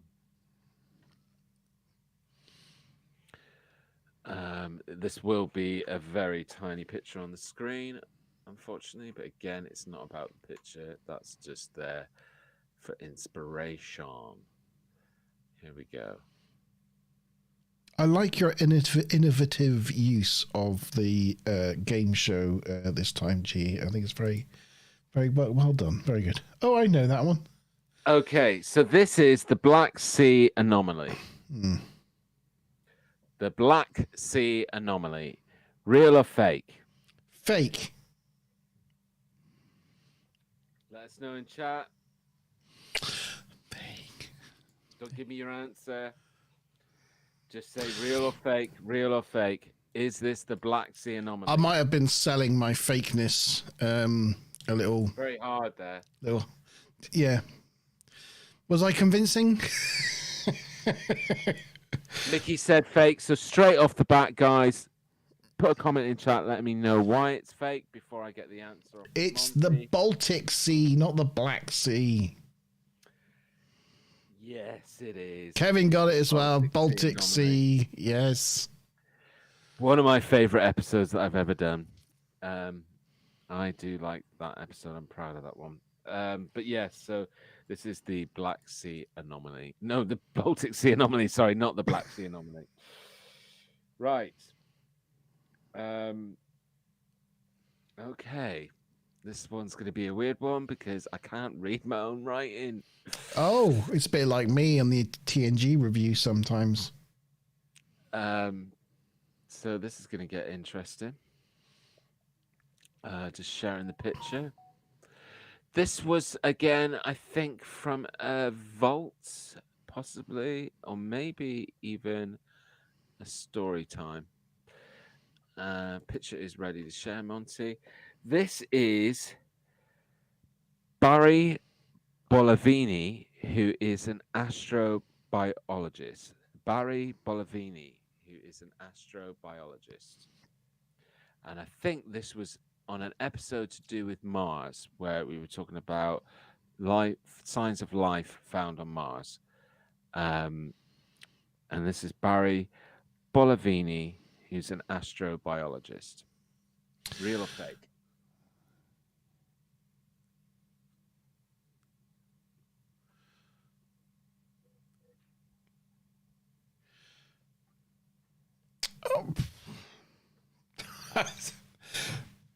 Just his name. Is that all we know? Is Barry Bolavini and his astrobiologist. Yeah, his profession is an astrobiologist. How can you be an astrobiologist? I gotta say fake. All right, I'm not gonna say why. I say too much. I speak too much. Yeah. It's kind of good most of the time for a podcaster to be in a situation of talking too much, but usually I don't talk enough. That's usually my problem with my streams. So Kevin's gone real, Mickey's gone fake. Monty, I'm locking you in. What you got? I was going with a fake. Only because my reason being, well, let us know your reasons, guys, in chat. Let us. What do you think? My reason was, I don't see how anyone can be an astrobiologist. Bear in mind, we've not found life on any other. I mean, a biologist is a biologist, and his name's Barry. I don't believe anybody looking like that can be called Barry. It's almost as bad as Gary. Yeah. Feel sorry for people with that name. Yeah. Because Barry works at a local B&Q. He's true. Yes. Okay. So I'll put you all out of your misery. So we were on 50 points for Mickey, 25 points for Kevin, and for Monty. So Monty went fake. How Mickey can I went have fake. 25 points? Because I got the Black Sea one right, and I got the sorry, you got 50. GMTV. No, change it. Mickey's on 75. You and Kevin are on 50. And then as of It's like he's making it up as he goes along. Yeah. Well, be thankful I'm even trying to keep score. I don't even usually do that. Okay, so this one is fake, but not for the reasons that you gave. Not for his name or his occupation. Well, it is his which name. is only the two things that you told me. It is his name. Oh. He is an astrobiologist. And he is called Barry? He is called Barry. Oh. But in the episode, if you go back and watch it, I had a real issue with pronouncing his name. His name is Barry Di Gregorio, right? And I was Are you sure? Yeah, his name is Barry Di Gregorio. Oh, yeah. But I changed his name to another weird sounding name, Barry Bolavini. But his name is Barry Di Gregorio. Barry who? Okay, well... So, yeah, unfortunately, it was the name that was wrong. Let's move swiftly on to the next one. I still said fake. Do I still get points for that? Yeah, it doesn't matter what yay. your answer was. It's just interesting for me to know why you picked it as being real or fake. Doesn't matter whatever the answer, how you got there, but that you got the answer. We right. need a referee, as Kevin says. We need a referee, and we need a Melzer McBob to keep score. So that now means that Mickey's on 100 points, Monty you're on 75, and Kevin's on 50, with every opportunity to catch up on this next one. Window, this one. So this one was quite recent that we discussed this on a Monty Zone, so you can pictures ready. So I'm hoping that everybody does get this right. But this is the beautiful Calvine photo from August the 4th, 1990 in Scotland. The Calvine photo from August the 4th, 1990 in Scotland. Is every bit of information that I gave you there correct and real? Or have I changed some of the details and it's fake? I'll go through them one more time. The Calvine photo, August 4th, 1990, Scotland. Was it the Calvine photo? Is that what they called it? For some reason, that's not ringing any bells.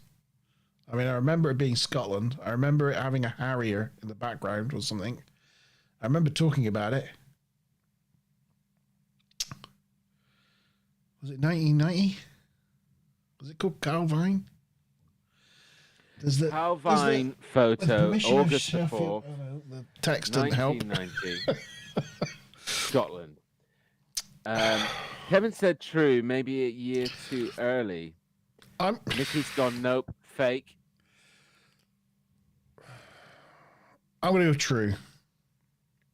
Going to go true. Yeah. Even though maybe I'm confused. Kevin's saying true, maybe the year too early, but he's gone true. He's gone true. So Mickey, let us know why you think it's fake. Kevin, and we're going true.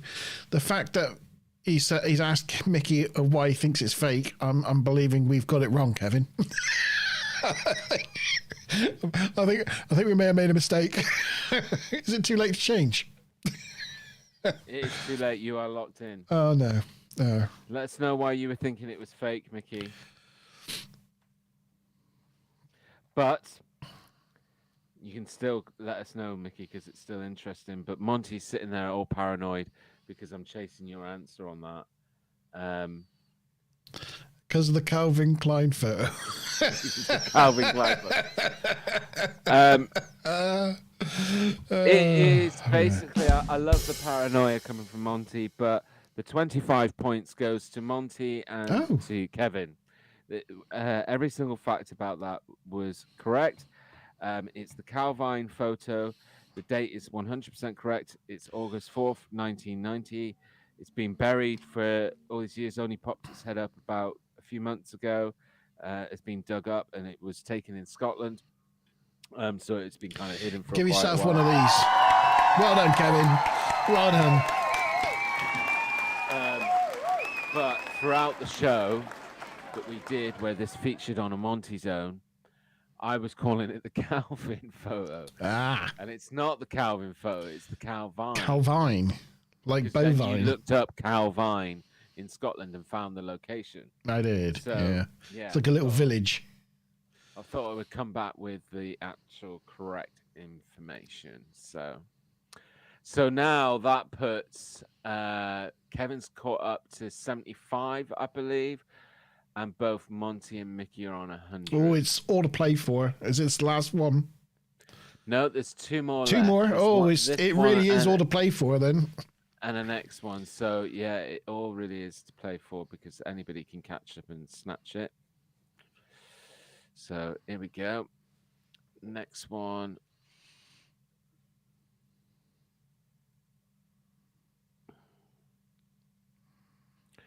Okay, is that sharing on the screen now? Yep. It's ready to share. So, this is the McMinnville photo from Idaho. It was shot at 7:30 p.m. on the 11th of May, 1952. This is the McMinnville photo from Idaho. Is it?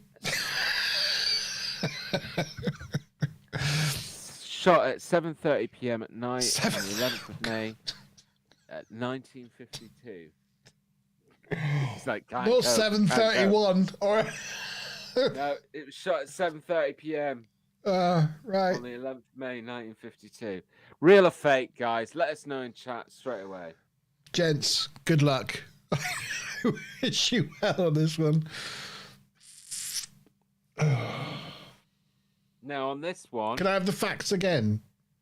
Yeah, of course you can. McMinnville photo. Yeah. Idaho. Yeah. 7:30 p.m. Right. 11th of May, 1952.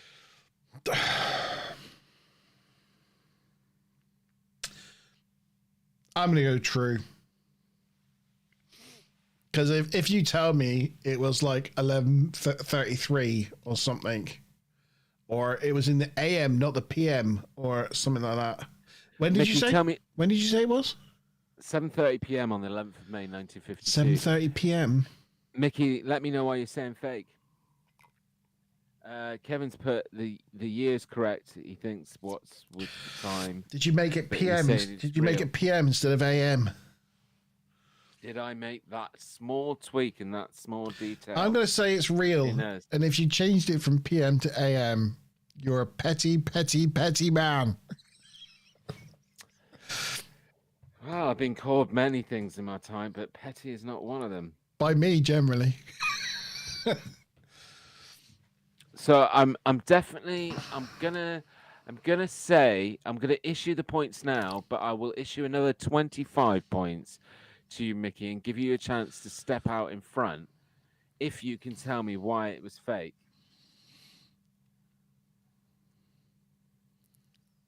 So it was fake. It was fake. So Kevin and Monty not got the points. You've got 25 points, Mickey, stepping ahead to 125, but you can step ahead to 150 if you tell me why it's not correct. And I think he said that it was wrong month. No, Mickey, I'm not as petty as Monty might think I am. It was fake because I said McMinnville photo, Idaho. The McMinnville photo is shot in Oregon. Anybody should know that. Of course. Oregon. Oregon, not Idaho. Come on. They're totally different places.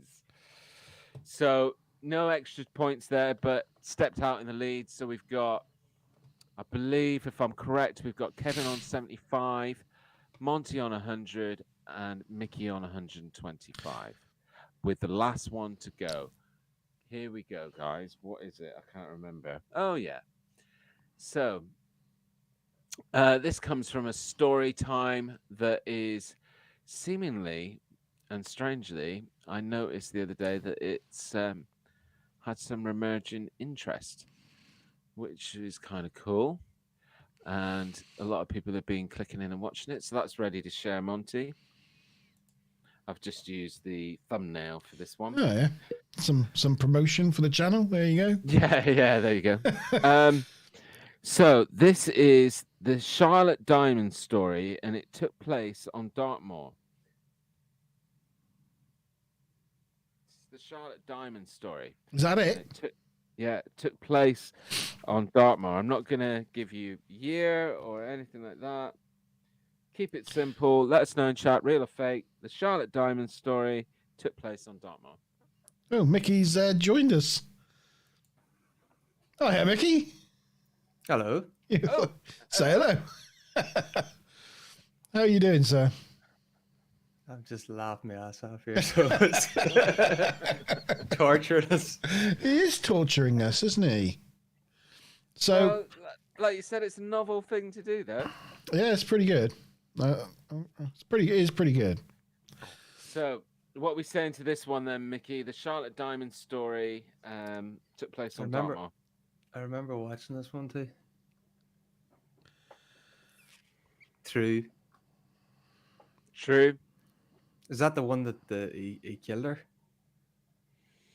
Well, yeah, that's the theory. Or there was somebody who was prosecuted for the death of Charlotte, but history can say that there might have been a chance that he wasn't the guilty party. Mm-hmm. Was it That's Dartmoor true. or was it Bodminmoor? What's your answer, Kevin? I'm going to go true. I think Kevin's gone true as well. Kevin's gone true. I think we've all gone true, which means Mickey. I should go false, shouldn't I? No, I'm going to go false. Right? I'm going to go false. Just in the happenstance, I could Just actually because be right. you want to have a draw with Mickey. If I can, you never know. I've lost anyway, so I might as well throw the dice and see what I can get. Okay, well, this was the last one, and it's fake. Oh, It was the Charlotte Diamond story, which took place on Bodmin Moor. I was right. It was Bodmin because I know it was Yeah. Bodmin jail, wasn't it? So I'm happy to give you those points because, Very good. the guilty party was hung at Bodmin jail, and was imprisoned there. And yeah, there's a famous monument to Charlotte Diamond on Bodmin Moor Yes. that you can go and see. And yeah, a very mysterious disappearance and story because some of the details don't add up. But yeah, Sorry, So- Kevin. Sorry, Kevin. You come last. sorry, Kevin. Sorry. But sometime in the future, I'm sure I'll come back with a real or fake about the Monte Zone again or the Vault. And this time, do your research and watch the programs that are coming and make notes. I knew. That one was so long ago that I couldn't remember that. Is that a new mic, Mickey? You got a new mic? No. Yeah. CML1. Same one. It's pretty good, though. It's a pretty good mic. So I think that was a draw then between you and you two, right? Finishing on 125 together. Yes. Yes. Cool. I'll take that. Yeah, can't you say? Kevin says it's taking part that counts. That's it. That's it. It That is. is It true. is definitely true. Especially when you lose. Yeah. Yeah. Wow. Right. So So- that was real or fake. Yeah, that was real or fake. I don't think there was. I mean, the only thing that we haven't talked about as far as the Graham Hancocks series goes was and now I'm going to get the pronunciation completely wrong, but it's something like the Daring Kuyu underground city. Yeah. So he goes to talk about, and in fact, these things aren't very far away from Göbekli Tepe, but in a number of places around the center of Turkey, there are loads of underground cities. Yeah, that part was really interesting, especially how they did it through visuals and showed what kind of give you an impression of what it might look like, and the fact that thousands of people could have lived down there quite comfortably, and really interesting. Yeah. Did we know Graham Hancocks on Talk TV every week? I did not know that. No, I did not know that. Well, I'm trying to reach out for him for Vault sessions. Well, Graham That would be Hancock, Yeah, I think he might come along. you never know. He kind of does everything. I'm surprised that people that I've asked so far that have come along. So who knows? Just keep trying my luck. Like, honestly. Yeah. You don't try, you don't get. When I contacted Andy McGrath and he came back with an immediate so I was like, did you realize that we're like a small channel? But yeah, no, it's cool. And you know what? Sadly, Kevin, I don't even know what Talk TV is. That's what I was thinking. What is that? I don't know. Is that like a TV channel or something? I don't know. I don't know what it is.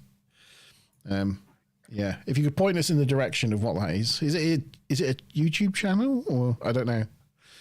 It might be something that's on during the day, like on daytime TV. Oh, is it? Oh, is it like just like Virgin Channel 168 or something? Or it's run by Vodafone, Talk TV. Yeah, I don't know. One of those things. Yeah. Let us know. I'm sure Kevin will let us know. He's a good information sharer. Yeah. Anyway, Darren Darren Kuyu, something like that. I don't know.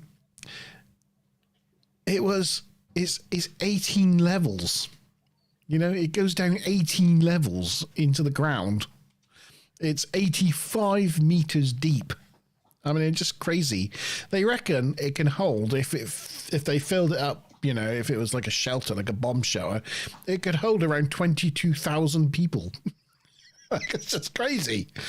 But yeah, I really like the visuals that they used, where they kind of like rotated it, and you could actually see like all the chambers and things. Yeah, even the way that they've built sort of like circulation and ways to get rid of fumes. I've just got to mute myself a minute. Sorry. But while he's muting himself and he's messing about, yeah, the other thing that I was going to say is if there was anything apocalyptic going on in the world right now, you can guarantee after watching that, I'm heading to Turkey. Straight away. There's an asteroid coming. Get to Turkey. Get to Turkey. Get to Turkey. Yeah. Ow.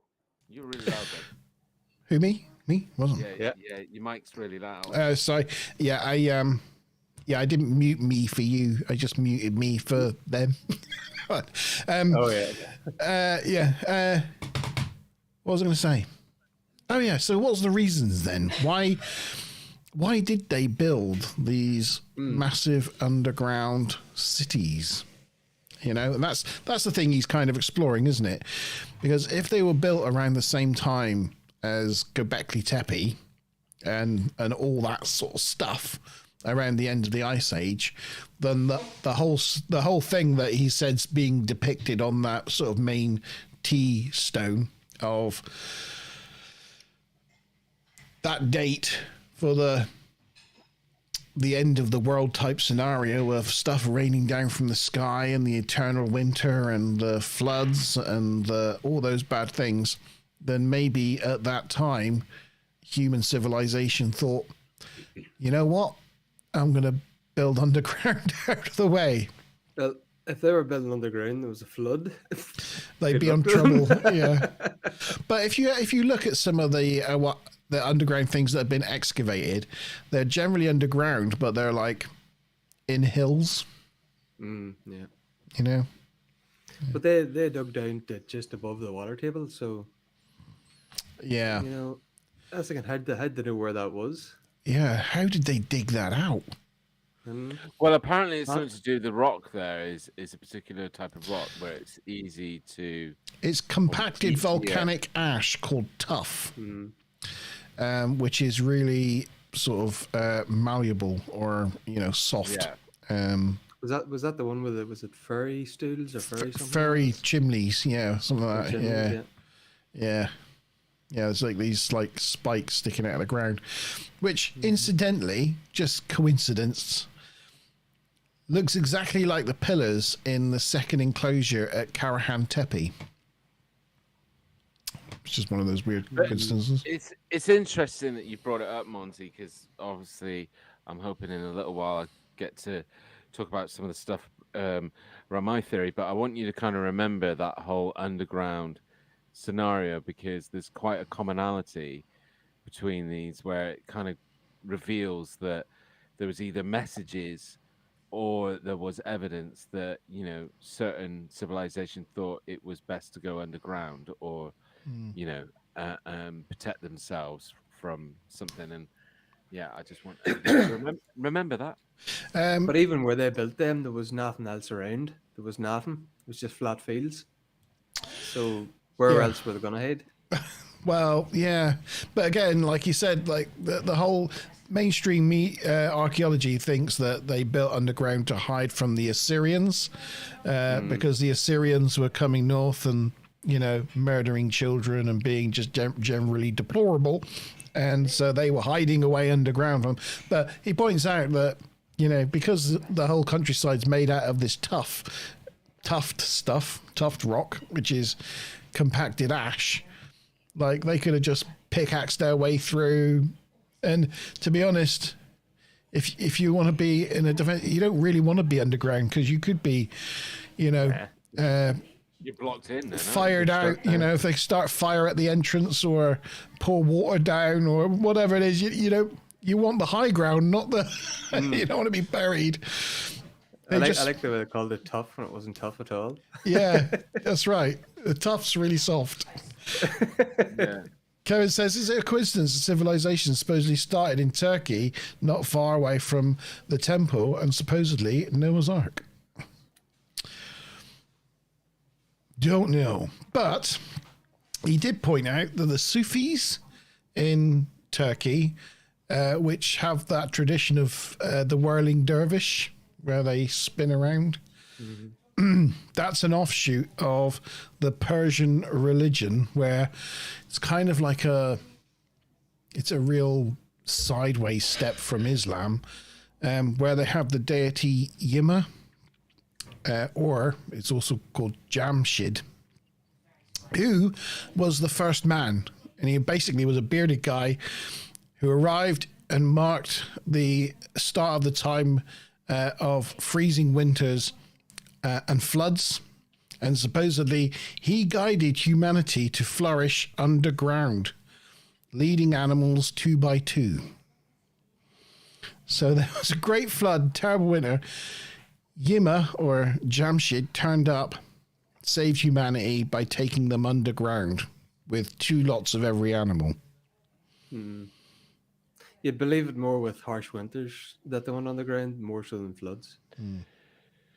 But again, I think you're making the you know, there's a commonality again there between stories and myths that are passed down, and it's again there's a huge amount in different cultures where they talk about the saving of animals, and it's always quite coincidentally by 2 as well. Is that what you're bringing emphasis to, Monte? Well, yeah, it was just, well, the commonality of that story from the sort of Sufi culture, which actually started in Iran, but is that whole Iran, Iraq, Turkey, Syria area, Persia, that is commonalities to the story of Noah, but it also has commonalities to a lot of the other stories that we've heard. You know, a bearded guy turns up at a time of a flood and saves humanity in some way.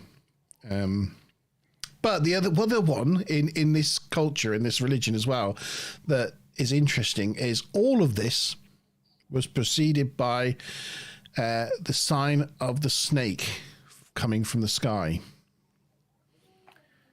which kind of leads into some of the other things that we saw. You know, in Mexico, the guy came riding serpents. In Göbekli Tepe, we see snakes coming down from the sky on all the statues. In Malta, there was snakes on the steps leading into the temples. Everywhere, throughout culture, throughout the world, snakes are the harbinger of doom. But that's where he starts making the comparison to that there could have been an event that happened, like this big comet that passes close to Earth's atmosphere, and the snakes kind of simplify asteroids coming down and causing destruction. And that's what this thing is. He's calling it the ancient apocalypse, but what he's describing is the Younger Dryas, which is when we believe a series of comet strikes changed the Earth's climate so much that it took us out of the ice age and rapidly melted the polar ice caps. Yeah. So that's where it's all tying together at the end of the series. It's like you were saying at the beginning. It's great that this has become like the second most biggest watched series on Netflix since its inception. That's amazing because it means that the message got out to a lot of people. But one of the things that I felt that they could have added, which would have just been sort of icing on the cake, really, is that they could have shown more of a sort of special effects total what this apocalypse or what this situation would have looked like global wise, because there was a lot of VT that they dropped into where you were seeing areas flooded and whatnot, but I think it would have been great to have seen. So I think that would have given everybody that was a bit of a layman or unfamiliar with this coming into it a concept of why we're talking about how it all got wiped away, just really indicating how big that apocalypse was. Yeah. You can't really fathom how big it was, but they could have showed it very easy. You can't really fathom how big it was, but they could have showed it very easy. Yeah, through visual effects now. I think it would have been nice to have had a bit of an insertion of that, and it could have really got people engaged into thinking about it. They did the opposite, didn't they? They kind of took the area that's now and then rolled the time back and rolled the sea back to show a savanna plain or whatever, but they didn't do it in the natural order, I guess. Yeah. But yeah, I mean, yeah. I think it says something, though, about this thing in our culture, you know, the fact that every civilization at some point built pyramids and devoted those pyramids, maybe not to tombs, but as temples to revere some mythological person who saved them, generally, quite often, from floods, just says to me that the fact that this series comes on Netflix and highlights these things and it becomes so instantly massively popular that everyone watches it seems to find some sort of resonance with this narrative and this story, that it says, you know, can't mainstream archaeology just kind of think there's got to be something in this, you know? Like it's like the human subconscious kind of knows that there's something missing here, that we're missing something, and we've all kind of like voted with Netflix to say, look, we're all kind of on board with this. We want more. I think that, you know, it's absolutely wonderful that this has been brought to a really sort of commercial stage, and that a lot of people can, you know, watch it and get interested by it, etc. You know, but I think, you know, I also ask myself, well, why would people be interested in this? But I think there's an element where it opens doors to other questions, and I think that's what could be grabbing a lot of people's interest. I think it's because it's a part of our soul. It's a part of humanity's soul that we want to understand ourselves and we want to understand where we've come from. And I think there is a massive... Have you heard? I just heard this recently, and this is not a pseudoscience thing or anything, but scientists have found fish bones. They've uncovered these fish bones that have been cooked. They're in a human settlement. They've dug them up. They're almost fossilized, but it shows these fish bones, in particular jaw bones, have been prepared and cooked. They can analyze the bone and tell whether, you know, but they've been cooked properly. And these bones have been carbon dated, they've been, or what, radio dated or whatever, to 700,000 years ago. This is not, this is an actual thing. Yeah. Well, bearing in mind that modern humans were only supposed to be on this planet for 500,000 years. And we were only supposed to have discovered fire in the last 11,000 years. But they've unearthed fish bones that were cooked and prepared by humans 700,000 years ago. Yeah. Mm, Well, yeah. I mentioned on the trailer for this show that I was gonna talk a little bit about one of my theories and why this really interests me. And I think, and I mentioned it at the beginning, that I think that he's gone somewhere with this, but that there's further to go with it, and it's just the first step into kind of understanding the history of this planet. I'm a firm believer that there's a really strong connection to ufology here, and I think that, again, it's just a theory, and there's lots of different things that you could say that add into this theory, but I think there's a very possible chance that there's an ancient civilization that's been here for a very long time and is still here, and has played a significant part in our history, and they live in the ocean. And because they're we were talking, I asked you guys to remember about saying about going underground. Well, he's talking about this potential civilization that was alive on this planet 13,000 years ago, or up to 20,000 years ago. And when we say the word evolution, we think about that picture of a monkey turning into a man, and that's evolution. But evolution can also mean an evolution, so a cycle. And I think that there's been numerous evolutions of intelligent life on this planet that we don't have a memory of and that we don't understand. I don't think that there may have just been one. I think there's layers and layers of it.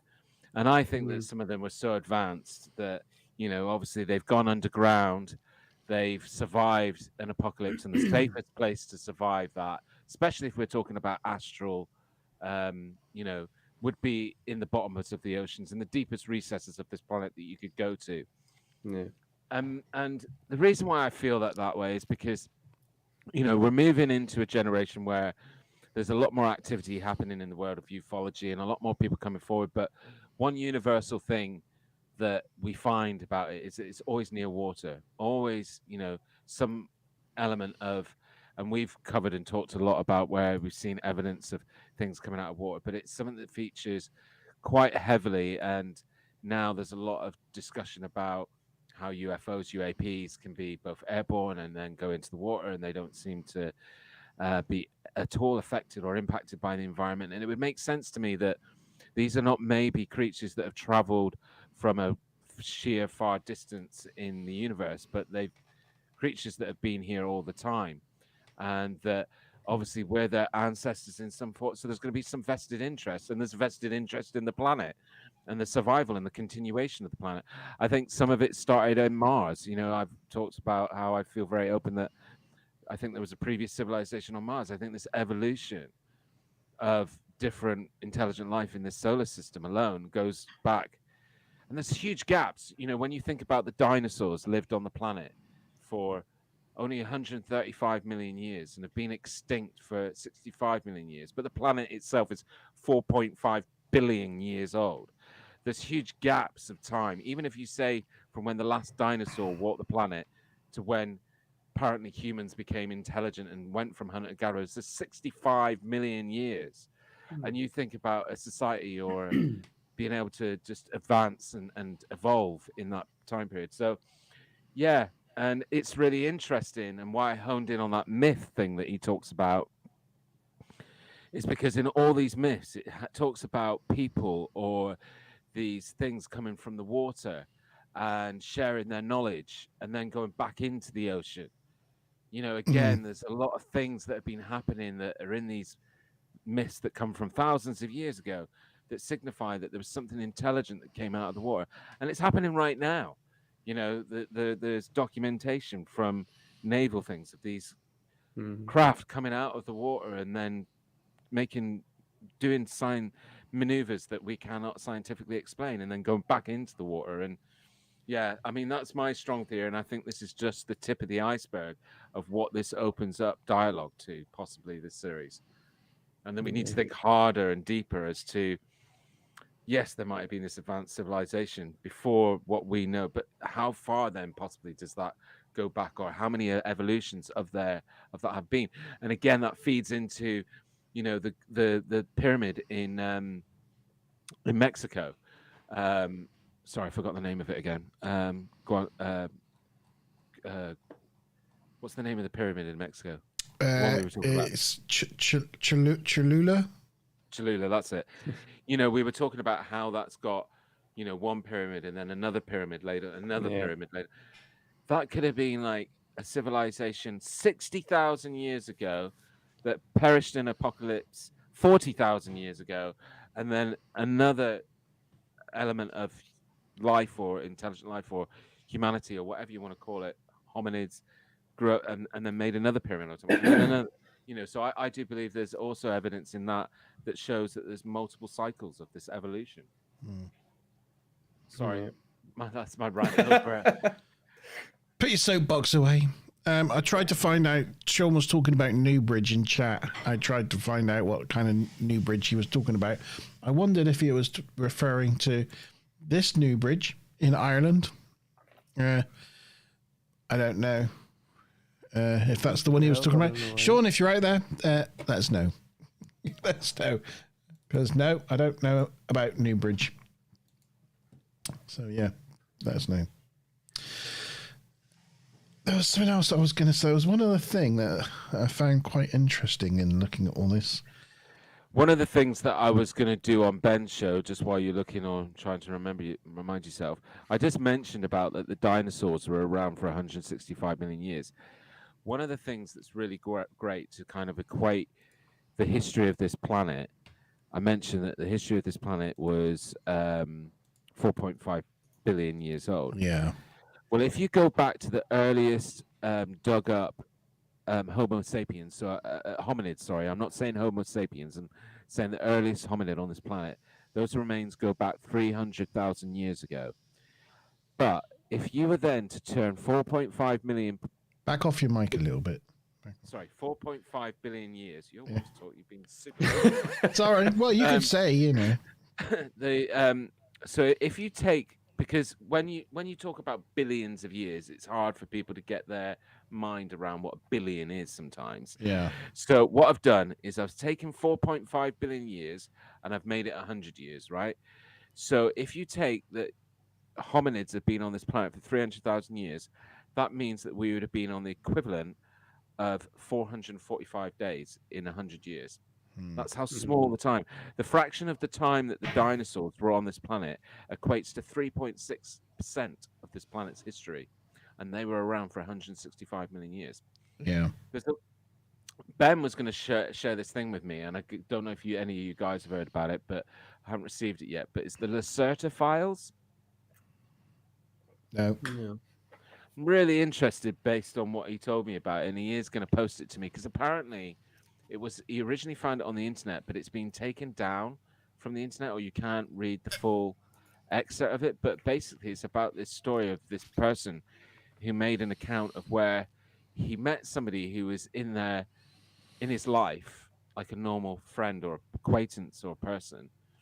And then that person revealed to himself that they weren't a human, that they were a lizard people that lived deep down in the earth. And he had evidence to show how they traveled and lived in these big under recesses in the earth and the reason why they did that. But it sounds really, really interesting. But, you know, again, there's that feeds into a lot of ufology where there's different descriptions of alien species. And one of the very frequent ones is like lizard people. But yeah, just thought I'd share that. The Lacerta files. I'm eager to research a little bit more about it. My camera's gone funny again, isn't it? I'm frozen. It does. You're kind of pouting as well. That's pretty good. I've got to get a full screen on this. Hang on a minute. It's just... There we go. Yes, Sean's come back to us, and it's the Irish Stonehenge. Or Stonehenge Lake. Yeah, I can't find anything about it, actually. I've tried to get up an image or something like that, but I can't I actually find... think I was in that place. You did? It's the same as the winter solstice and all that. The sun comes through on a certain day and lights the whole chamber up. Oh, is it like a mound? If it's the same place I'm thinking of, it's all built of rock. Ah. Yeah, I can't find a link or anything to it.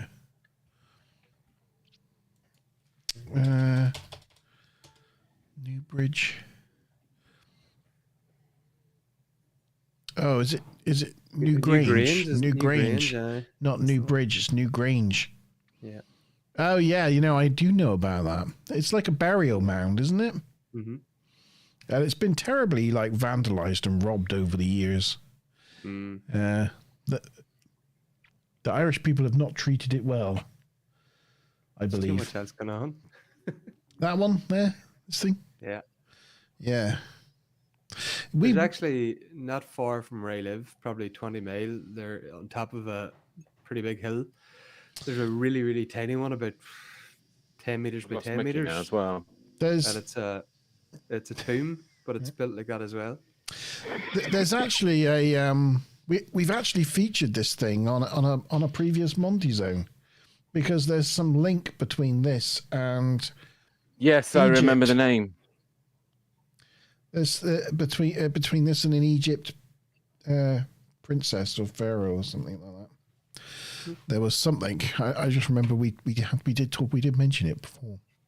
Yeah. Are you back there, G? I'm working on it. I'm coming. I'm getting to you. Oh, shall I give my last thing that I was going to talk about? And this was just around the time that we were talking about Göbekli Tepe and Karahan Tepe. In my research, I came up with something else, and this is just an aside. It wasn't really mentioned, I don't think, in the documentary, but it was the Apakalu. I can't pronounce it. Apkalu. The Apkalu. I think that's the right. But basically, it's a Sumerian gods, I suppose, but they were known as the Seven Sages. And the leader of the Seven Sages was Oannes, and he was supposedly part man, part fish. But basically, he came to Sumeria in Mesopotamia after a great flood, and imparted knowledge of agriculture and architecture.